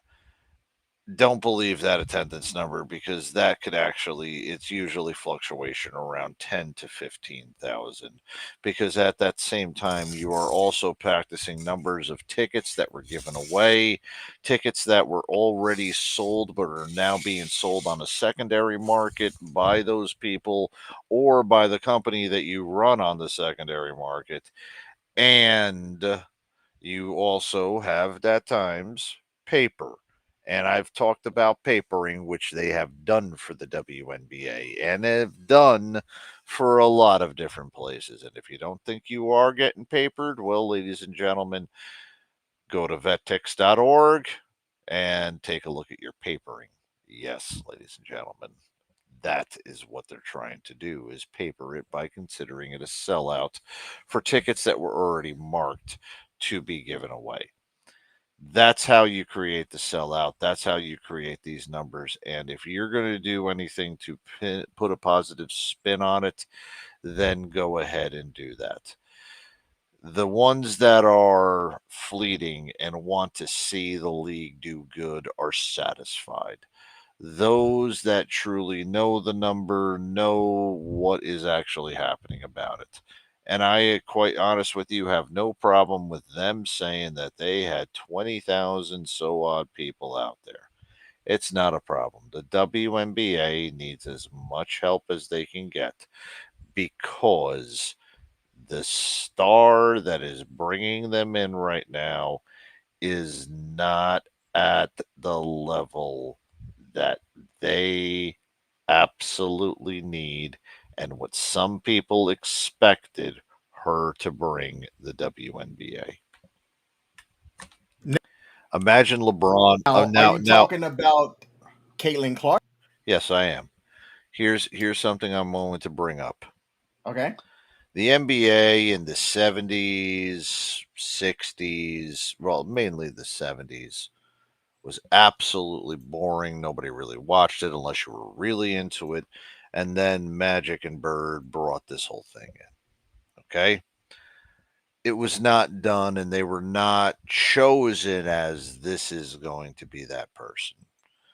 Magic and them, they were say they were great players. Let's see what they can do, because they did it. But then once they were in, they put their stamp onto the NBA. LeBron came in with as much hype as Caitlin Clark. And if LeBron was put into the situation in which he needed to carry a league much in the same way that Jordan and Bird did to the popularity and what the WNBA desperately needs, then you are putting the weight of the shoulders not on a veteran, but you're putting it on somebody who is at 20 some odd years old, played more played poor basketball this year than 4/5 of the frickin' women on the rosters of the WNBA teams. Think about that for a second. Yeah. You need help. You need some type of assistance with numbers. You need your corporate partners to shove down the throats the WNBA, the equality, the et cetera, the et cetera. Your golden ticket is right now going through the pains. And I am not saying the pains as in she is being targeted. I am saying the pains as in right now she went from one level of basketball and when she dominated, and now she is on another level with some real fucking professionals as well as some fucking hardcore women I wouldn't want to run down in a neighborhood around there. Okay? I mean, these are the type of women that would play the warden in a lesbian movie. Okay, that's the kind of women that you see over there. Caitlin Clark's not used to that. She was playing against some college girls, and she was the big fish in the pond.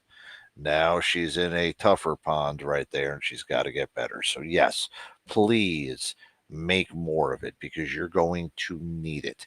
You put all your trust into a rookie that has played freaking 50 some odd games in the matter of this year, and ever since coming to the new league has not been as impressive as you once thought. So please get the help she needs. And on top of that, too, I will also say it's probably the reason and the best reason for her to not be on this Olympic roster. Now, not a lot of people now I'm going to say this as a retort on this. Everybody remembers 2004, Larry Brown famously sat Dwayne Wade, Carmelo Anthony, and LeBron James as reserves on that team. Didn't get them a lot of playing time. And yes, USA sucked with probably the worst talent that's out there. But even playing LeBron, Carmelo, and Dwayne Wade in their second year wouldn't have helped that team. Those three players, you're going to ask them, second year in the league, to carry a nation on its back. For crying out loud, we got rid of getting the freaking college players out of Seoul in 1988 because they were getting beat by professionals from other places. We need the best professionals that are out there for basketball, the 12 best players in basketball, and Caitlin Clark at this moment is not it. She's played 50 games. She has a WNBA season, and she needs some time to adjust with not only all of the attention on her, but the pressure of the WNBA trying to become prominent, mainly on her name and those who are associated with her. When's the last time anybody has mentioned anything about Diana Taurasi? Did you know she's still playing? How about Bella Del Don or whatever the hell her name is, the Del Don chick? You know she's still playing. You know who else is still playing? Sue Bird. Well, no, I'm taking back. She's retired. She's retiring soon. No, I take that back. She's still playing right now. You know, I know everything's Caitlin Clark and whatever, you know, the one from LSU and Angel Reese and blah blah blah. Great new blood. That new blood is not being built on stale blood, but like I said, you know, Caitlin Clark cannot be the savior because the savior needs to have veterans. And unless those veterans are there to protect not just one, but more than one person to be the savior and get people in, then they'll be okay. And Indiana also doesn't have that as well. Okay. No, Dave. Don't comment on that yet, Coach. Don't comment on that yet. Because there's a flow that I like to highlight, but I am going to start. I want you to talk about it, just not yet. So, let's talk about it. Caitlin Clark got snubbed from the Olympic team, or that's how it's being reported, right? But let's break this down. The announcement was supposed to happen 2 days from now, this Tuesday. It got leaked that the roster got leaked. So then they came out and made the announcement of everybody that did make the team. And it's an impressive roster of people. Diana is on that as the oldest person on the team and a vet. So is Brittany Griner. All right. As a criminal. Team is led by, out of everybody on the roster here, all was this 15 names or so. There's only 3 players on this roster. I'm sorry, make that 4 that don't have Olympic experience. All right. Diana has been in the last 5. Exactly. And easily leads in experience, right? And she's 41 years old. And I actually heard on talk radio, some people was like, wait, you mean to tell me that WNBA Olympic roster would rather have someone's been there 5 times than to have a spot for the upcoming face of the league? And it's like, well, performance matters. What people are forgetting is that Caitlin, they had essentially trials, right? Caitlin Clark Yep. didn't attend because she was in the middle of her experience. So it's not like she showed up, tried out, and didn't make it. No, she was invited to the training camp back in April. She didn't make it. Okay, so people are saying, well, if she would have tried out, then that would have given her a chance, and she most likely would have made it. I'm not. She had she tried out. Yeah, and like I said, she's not at that part right now. She's not at that part right now. Do I think that because of her name and because of everything, will she be added on? I hate to say this, but right now, Caitlin Clark has transformed or has gone over to the other side of celebrity.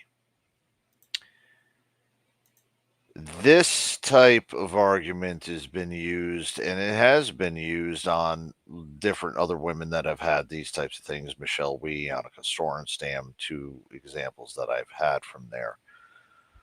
Do I think that they politically will be put in for that? I absolutely do. And here is my reasoning for that. Who's on that roster again for the WNBA? Can you name, other than criminal and a 41-year-old woman, any name that I would remember? Ajay Wilson, Kelsey Plum, who we talked about earlier, Sabrina Ionesco. Ionescu. Yeah, who last year We've talked about that. was the Caitlin. Yeah, and last year she was the Caitlin Clark of the WNBA. Who can shoot. Yeah, I That's haven't what I'm heard talking shit about her this year. Nope. And that's it. A lot of these other names, I'd have to look them up. Yeah. I'll say this right now. I am not tuning in for a no-scope because I didn't even know she was still in the league. I have no idea what year she's playing. Diana Taurasi. Some people might be upset by her being included in there. They definitely need a veteran presence. Yeah, good luck to having America fucking tune in to watch Brittany Griner. Somebody Joe fucking Biden traded away, Russian spies for. Yeah, let's have America tune into that. That's not going to help out a lot. But America's little sweetheart, Caitlin, and the opportunity that she might have to be there, well, that very well can be that. And I'll give you another one that can actually say something about this. And here is another part that I have not a problem with, but I think that on principle, she will make it, but I don't think that she should be as active participating in it as she should be. And this is Simone Biles. Uh-oh. I am about to hit something on here.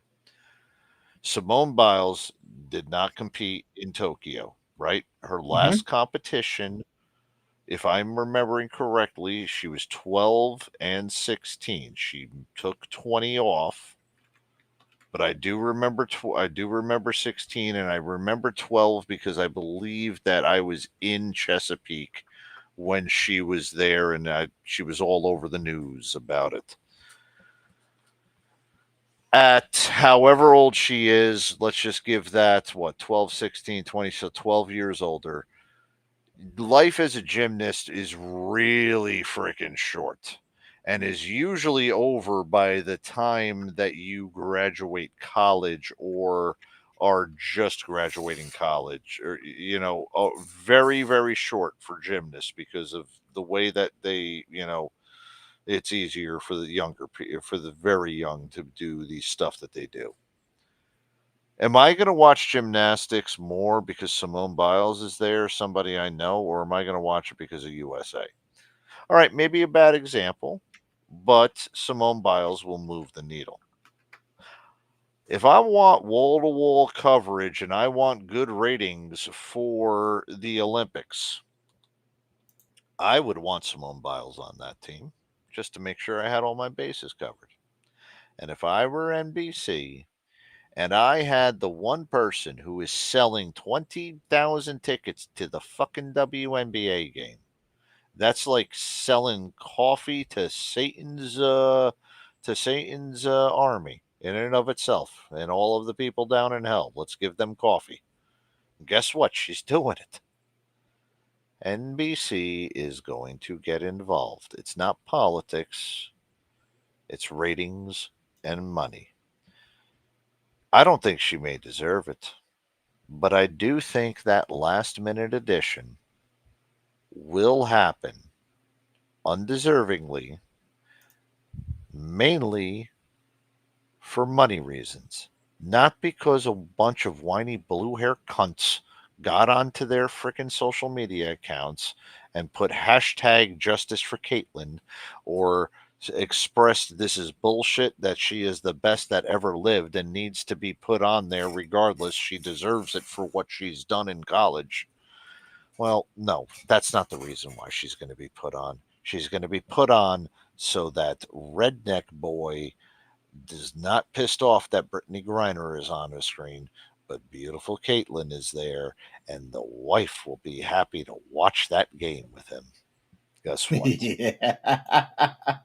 Now, because of the Olympics being every 4 years, you don't get an opportunity for rookies to join a roster because you have to be a rookie the year that the Olympics happens. Yeah. Now, there are 4 other times that a rookie has made the roster, and 2 of them are currently on the team now. One of them being Diana, and the other one being Brittany Stewart. Okay. I will give Brianna Stewart. I will give the Diana Taurasi one there because you are just coming out of UConn, and she was also playing on the. Also, do me a favor, look up that 2000 women's Olympic team and see how many players played with Diana Taurasi that year. Rebecca Lobo was on the team. God, the one who broke her foot or tore her Achilles, and then they called a timeout, let her score a layup, and then got her out of the game. She was on there. There was a whole bunch of other people on Taurasi's team that year in 2000. So that one doesn't get me. Brianna Stewart. You got to remind me. What year was that?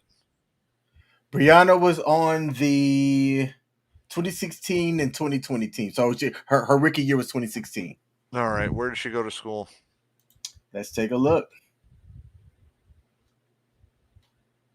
Now, you notice how you're opening this stuff up. I'm sure as fuck not opening up WNBA on my browser. I'm not getting those cookies involved onto my browsing history. She went to UConn. Oh, really? Really? And by that time, there were many more UConn players on that team, to include Diana Taurasi. Hey, just saying. Okay. Now, look, let me ask you this, because I say this as a Knick fan now, with 3 of the 5 members of the Villanova teams being on the Knicks, with Brunson, Hart, and the Dell, the Guinea. You have those 3, and they're all playing now professionally, but they play great together. In college, all of these women played great together for UConn. Come on. You would be dumb enough not to take that. If you have a team that gels together and you have superstars on that team that gel and know how to play together, your best chance of winning is there. How many women have played with Caitlin Clark outside of the WNBA on that roster? None. Bingo! It takes a while to get some type of. You have to have team cohesion in any type of sense. There has to be some type of team cohesion. You had at one point a bunch of great individual players that still won but didn't have the great teams. Nobody remembers the 1994 Dream Team. Does anybody remember that team with Isaiah Thomas? No, nobody does. Great individual players, not great team players. 92, everybody remembers that team. 04, nobody remembers that team because it was a ton of individual players. 08 and 12, those teams were team players. And regardless of where they came from on those dream teams, those were team players. And the 92 team, let's be honest here too. Jordan, Bird, everybody has said this on record. They nearly lost against a college all-star team of that year, which included Christian Laettner, Bobby Hurley, Grant Hill, all three of them Dukies. Yeah, I know. Several other players that were big around that time, to include Zoe. And you nearly lost with Michael Jordan, Magic Johnson, David Robinson, Patrick Ewing, Larry fucking Bird, Charles Barkley, Stockton, and Malone. And that's not even touching the surface of the other great players that were on that team. That team got right after that and then became the greatest team and greatest assembly of basketball that has ever pulled out. That said, I don't think you can do that right now in this modern NBA and in this international basketball market. You have players that have been playing for a while. You have players that are familiar with each other playing professionally, either for the same team or against them. You also have the cohesion and the familiarity of those that played alongside each other on previous teams. You cannot, in the women's game right now, go in and make that all-star team and put them against somebody beforehand to get the shit out of the system, make them play like a team, and then go on to dominance. There has to be that cohesion now in international basketball, and Caitlin Clark didn't bring it on there. There's your other reason, basketball reason, why you don't have it. So again, blue-haired hashtag justice for Caitlin people, remember, your tweets don't fucking matter. The money does. Caitlin, I am now showing you twice for reasons why she has not been selected, with how much she's played as well as the team cohesion for going into it. But you know what? In the end, you're going to get what you want.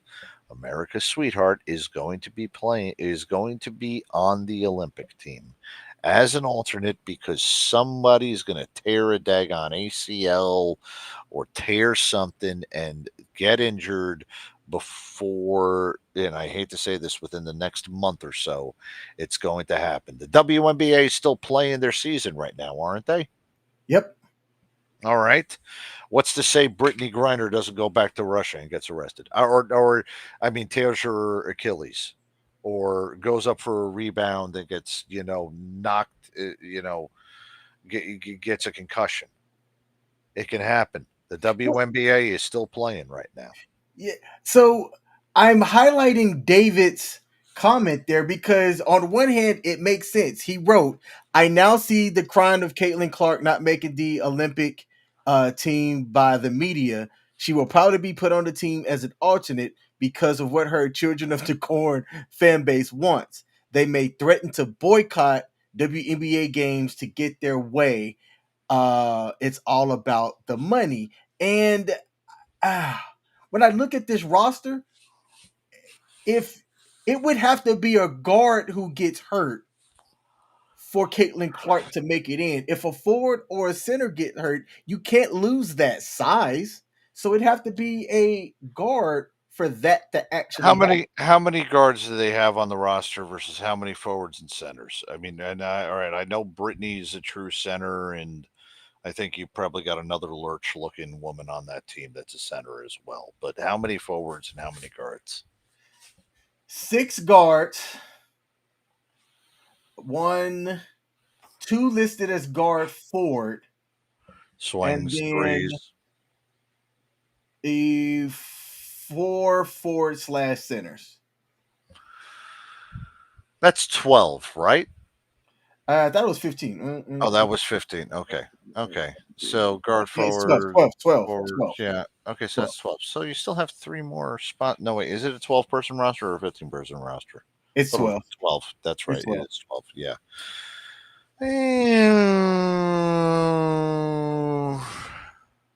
It'd have to be a guard.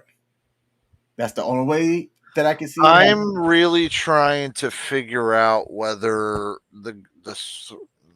you get an actual forward off of the team or one of the big people off of the team. I don't know. There's enough blue-haired people that will cry and complain about it that if another forward gets on there without logical reasons. This is all right. You know what? This is where at the point I can say zero logic whatsoever will come into it. The moment that either what's the one on CBS? Gail.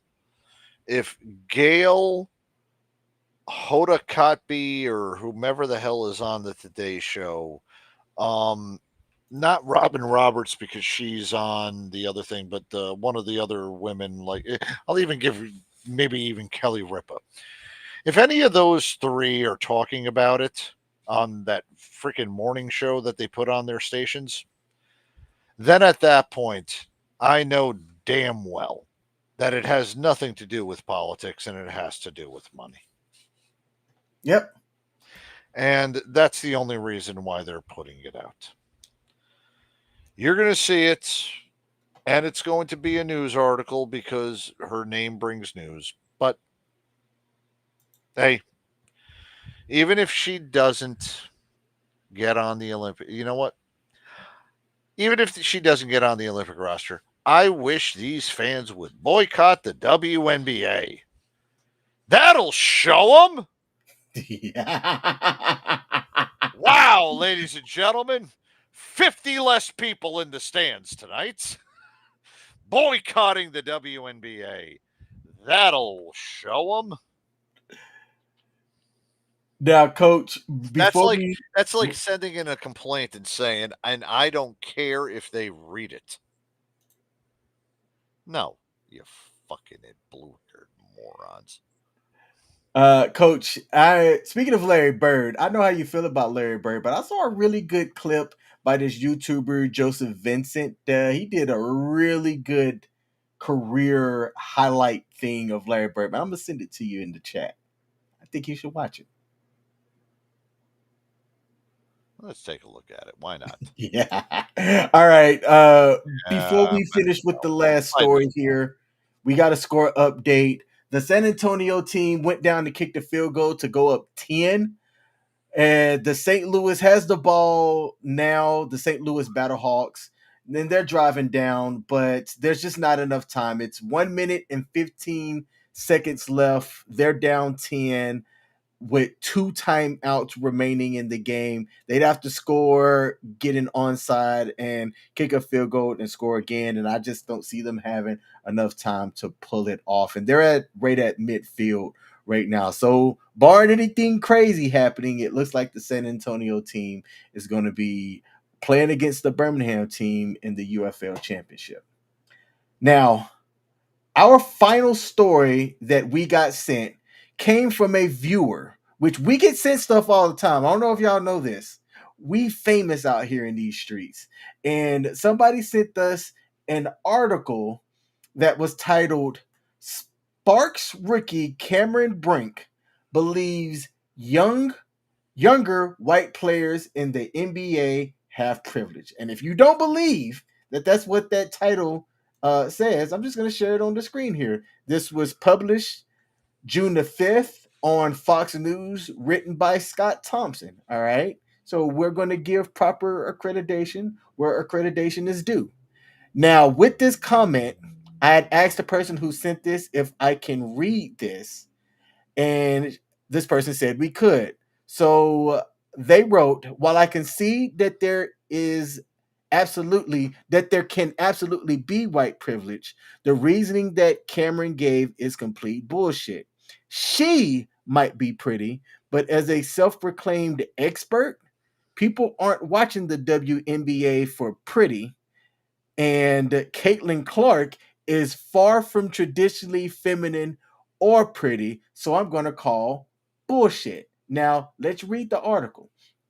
In this article, Los Angeles sparks forward Cameron Brink, who came out number 2, drafted after Caitlin Clark, says that she wants everybody on the Spark squad to be champion and believes that younger white players in the league have privilege. She's quoted as saying, I could go way deeper into this, but I would just say growing the fan base to support all players, all types of players.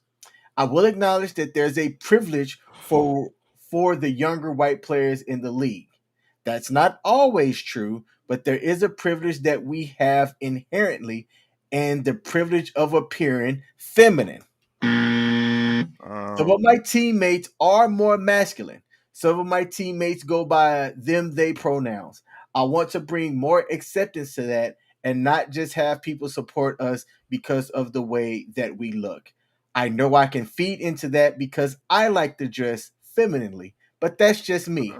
I want everyone to be accepted, not just paid attention to because of how they look. And this is how what Cameron Brink looks like when she's not made up in her Los Angeles uniform. But let's take a look at what Miss Cameron Brink looks like when she's, out there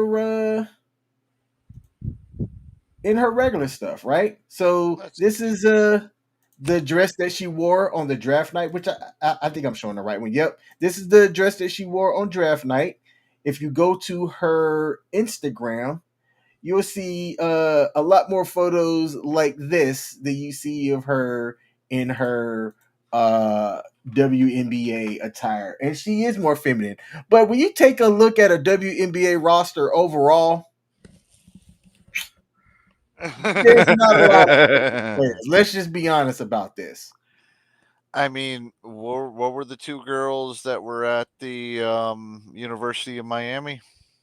Oh, the twins, the Cavallari. Yeah, the capillary twins, whatever Yeah. the names were, whatever. Yeah, so I'm just wondering, how many more people know them than they did, their teammates on Miami or even WNBA players? Like, I had to remember Diana Taurasi was out there, and she's probably the best Olympian that has ever played basketball. Just saying. Or best basketball player ever in the Olympics. I mean, yeah. And this one, I kind of, well, I'm not going to say it, but yeah. Look, if she wants to dress like that and look good, let her go ahead and do it. It's definitely, like I said, and you need a ticket. And some of these women, well, I'm not going to Don Imus it, but just look up Don Imus, Rutgers women basketball.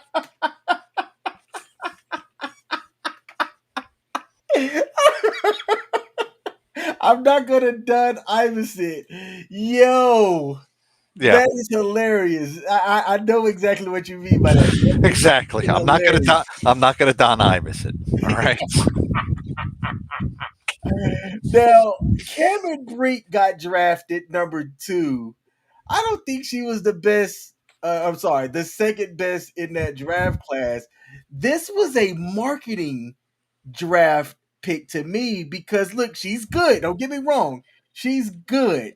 Yet she was a Stanford girl, played high school out there in Cali, and is staying in Los Angeles. This was a straight up marketing draft pick that the Los Angeles Sparks made by drafting her number 2 because Camila Cardoso was there as well at 6'7", and they needed height, yet they chose a 6'4" forward. in I Canada. mean, I will say this too. This is also Los Angeles, and let's be honest, Jenny Buss is still in charge of everything that happens there. And Jenny Buss knows from her father about how Showtime and athletes can go through for it. I'm looking at all of these pictures of her. Yeah, Cameron Brink is damn good looking and damn tall and great basketball player. But LA definitely needs somebody like that. So yeah, that don't surprise me at all either. But Doesn't surprise me hey, one. hey, hey, we're at this point, we're also talking about, and let's be honest here, we're talking about utilizing Caitlin Clark as a ratings ploy Mhm. for a league. Does it surprise you that somebody who looks like that for a team that is all in an area that is all about looks and everything, would it surprise you that that's happening? No, Nope. no,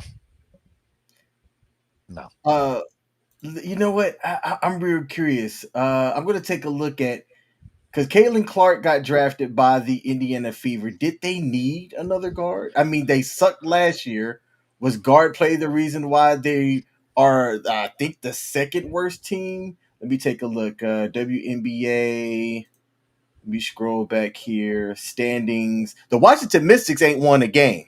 I could probably go buy a ticket for their next game for $5. Oh, Uh, anybody can. the lower teams in the WNBA, the Washington Mystics are 0-12, Indiana's 3-9, the Los Angeles Sparks are 3-7, the Dallas Wings are 3-7 as well. Oh, The three best teams are Connecticut, New York Liberty, and the Lynx at 9-1, 11-2, and 8-3. oh dear God. And we're like halfway through the WNBA season. That's terrible.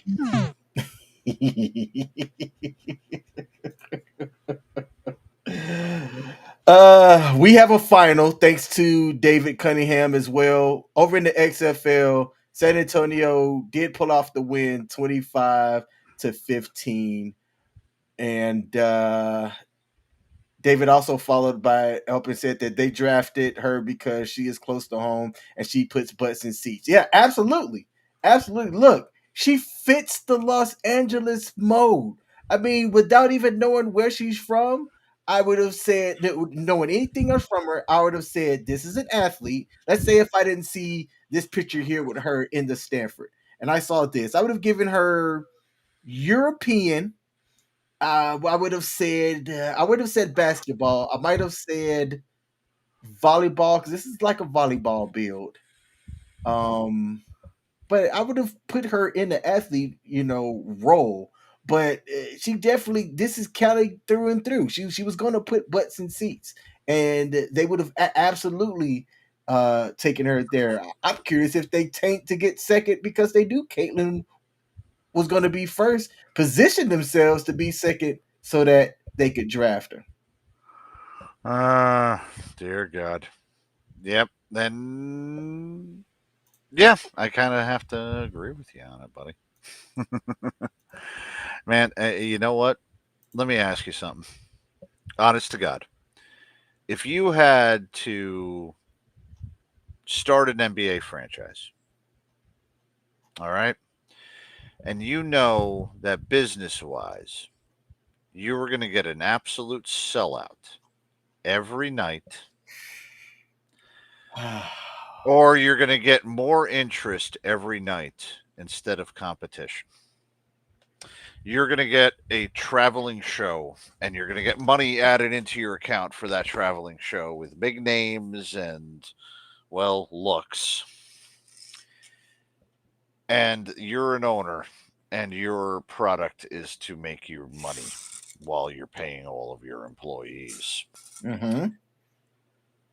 Would you do things for a business sense, especially in a business that is absolutely money, to be desperate and try to find any way to get people into your freaking, well, lack of a better term, shitty product that is 30 years old, gone stale nearly 29 years ago, and has done absolutely nothing but bleed other people dry.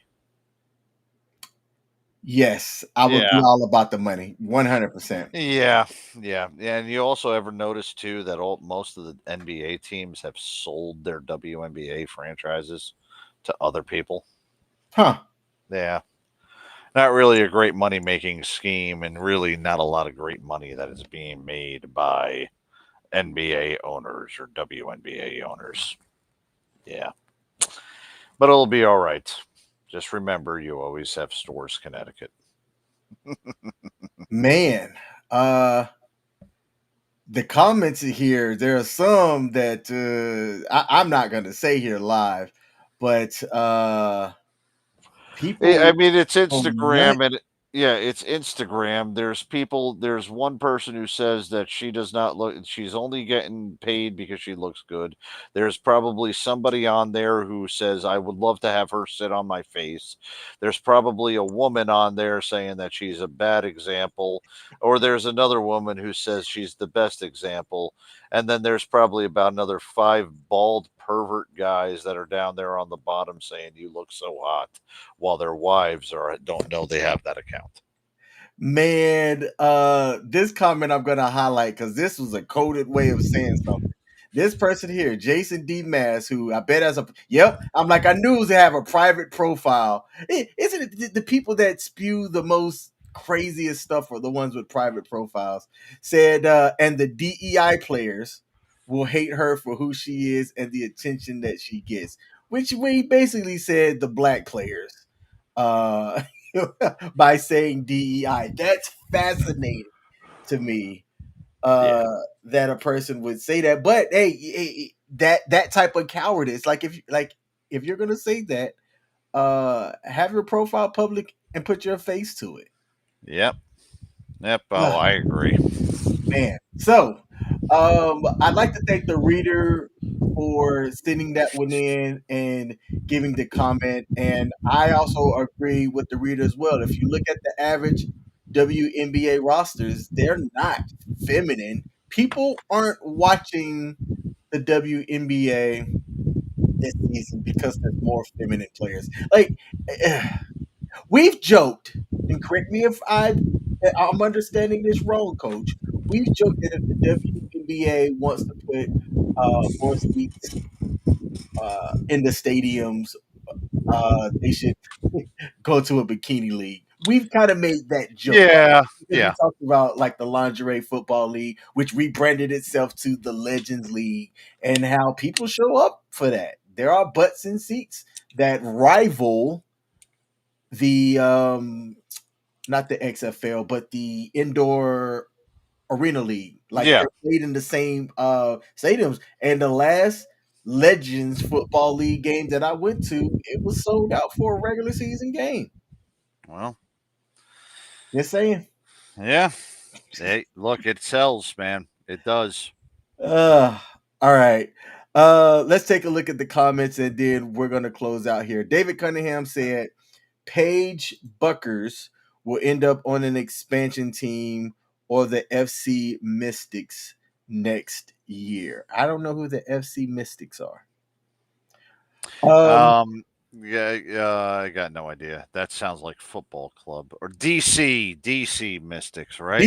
Yeah, thank you. Yep, yeah. That's I'm glad that you were able to read between the lines here. Now to close out our show, and I talked about it a little bit earlier, I have to go and find the link here, but there was a link about how the FBI are going to release the OJ files, and I thought it was interesting because I didn't know that they did that. All right, but they have, I think it was a 60-something page, no, 475 pages of documents relating to OJ Simpson, who was acquitted of deleting his former wife and her friend.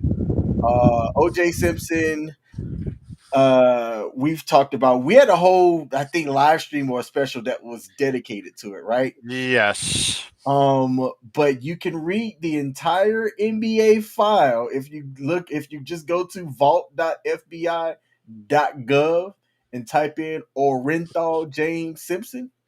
You can get the documents. Oh yes. And they have feet prints. The big thing, yeah, I saw that, man. So somebody, this is our government at work. Somebody flew to Italy to the place where they make the shoes that are apparently were made from the footmark at OJ's murder to see the shoes being made and how the sole print was made to make sure they had 100% accuracy on that. I downloaded the files and asked ChatGPT to give me a summary. I won't read it here, but I found that it was interesting and also something that ChatGPT did that I thought was crazy. It mentioned that there were redacted words inside of that file. Yeah. And when I went and I was scrolling through it, I said, "Oh shit, there's certainly was information that was marked out." Yeah. But you can still get a pretty good idea of what was talked about. They had the lab specimen that was talked about in there and different numbers around the fibers and what they were measuring with the fibers and information that they was trying to get. You've got the names of some of the agents that were a part of this, the LAPD's records and stuff in here. It's interesting stuff. Didn't have time to go through all what I say 700 pages, Yeah. 475 pages. Yeah. But I thought it was interesting. I don't have a chance to see it just yet, but I think I shall. But King, we have gone a little bit late, and I definitely have to go because I just found out my mother is not leaving the airport, and she's in Myrtle Beach by herself. Okay, hey. Yeah, I got to get going, man. You get right now. Coach, I appreciate you coming on, doing what we got to do. So, Coach got to dip and take care of business. That was actually the last topic that we had for today. I want to give a salute and thank the 126 people who are watching with us live. Coach and I will be on Barn Anything Crazy next Sunday, June the 16th. All right. We have to close out the show, but I'm waiting on David Cunningham. Hey, there it is. My man DC in the building. He always closes out the show with some positive words. And I want to read his words out here because he takes the opportunity to type them out. He said, "Great show today, King and Coach. Have a great week, sports fans. It's a crazy world out there." And look, I want to echo what he said. It is indeed a crazy world out there. All right. If there's some people that follow my personal Facebook page, I haven't opened. I'm an open book. All right. Or they follow my The Actual Kingsmith page on Facebook or YouTube.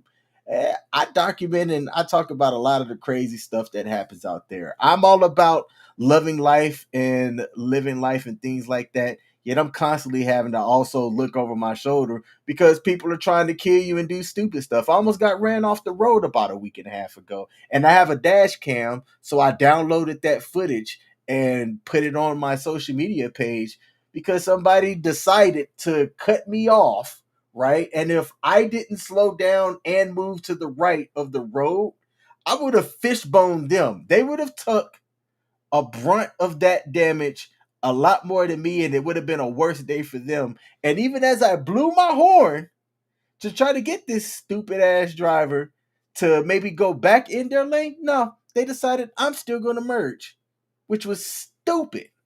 All right. Father's Day weekend is indeed next week.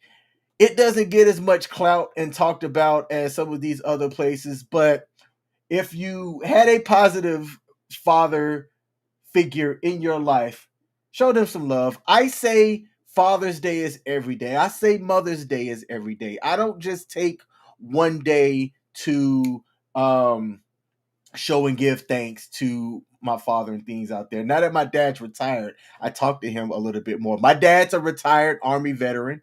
He's aware of the sports show, but it comes on too late for him to check it out. But he supports my stuff and watches whenever he can. All right. I think I said he's a retired Army veteran. I was wrong. He is an Army veteran, but he did not retire. But we'll be on next Sunday for Father's Day. But we can officially close out the show with David Cunningham's post. Thank y'all for tuning in. We'll be back next week. I don't have an outro, so I'm just going to give a salute. Peace.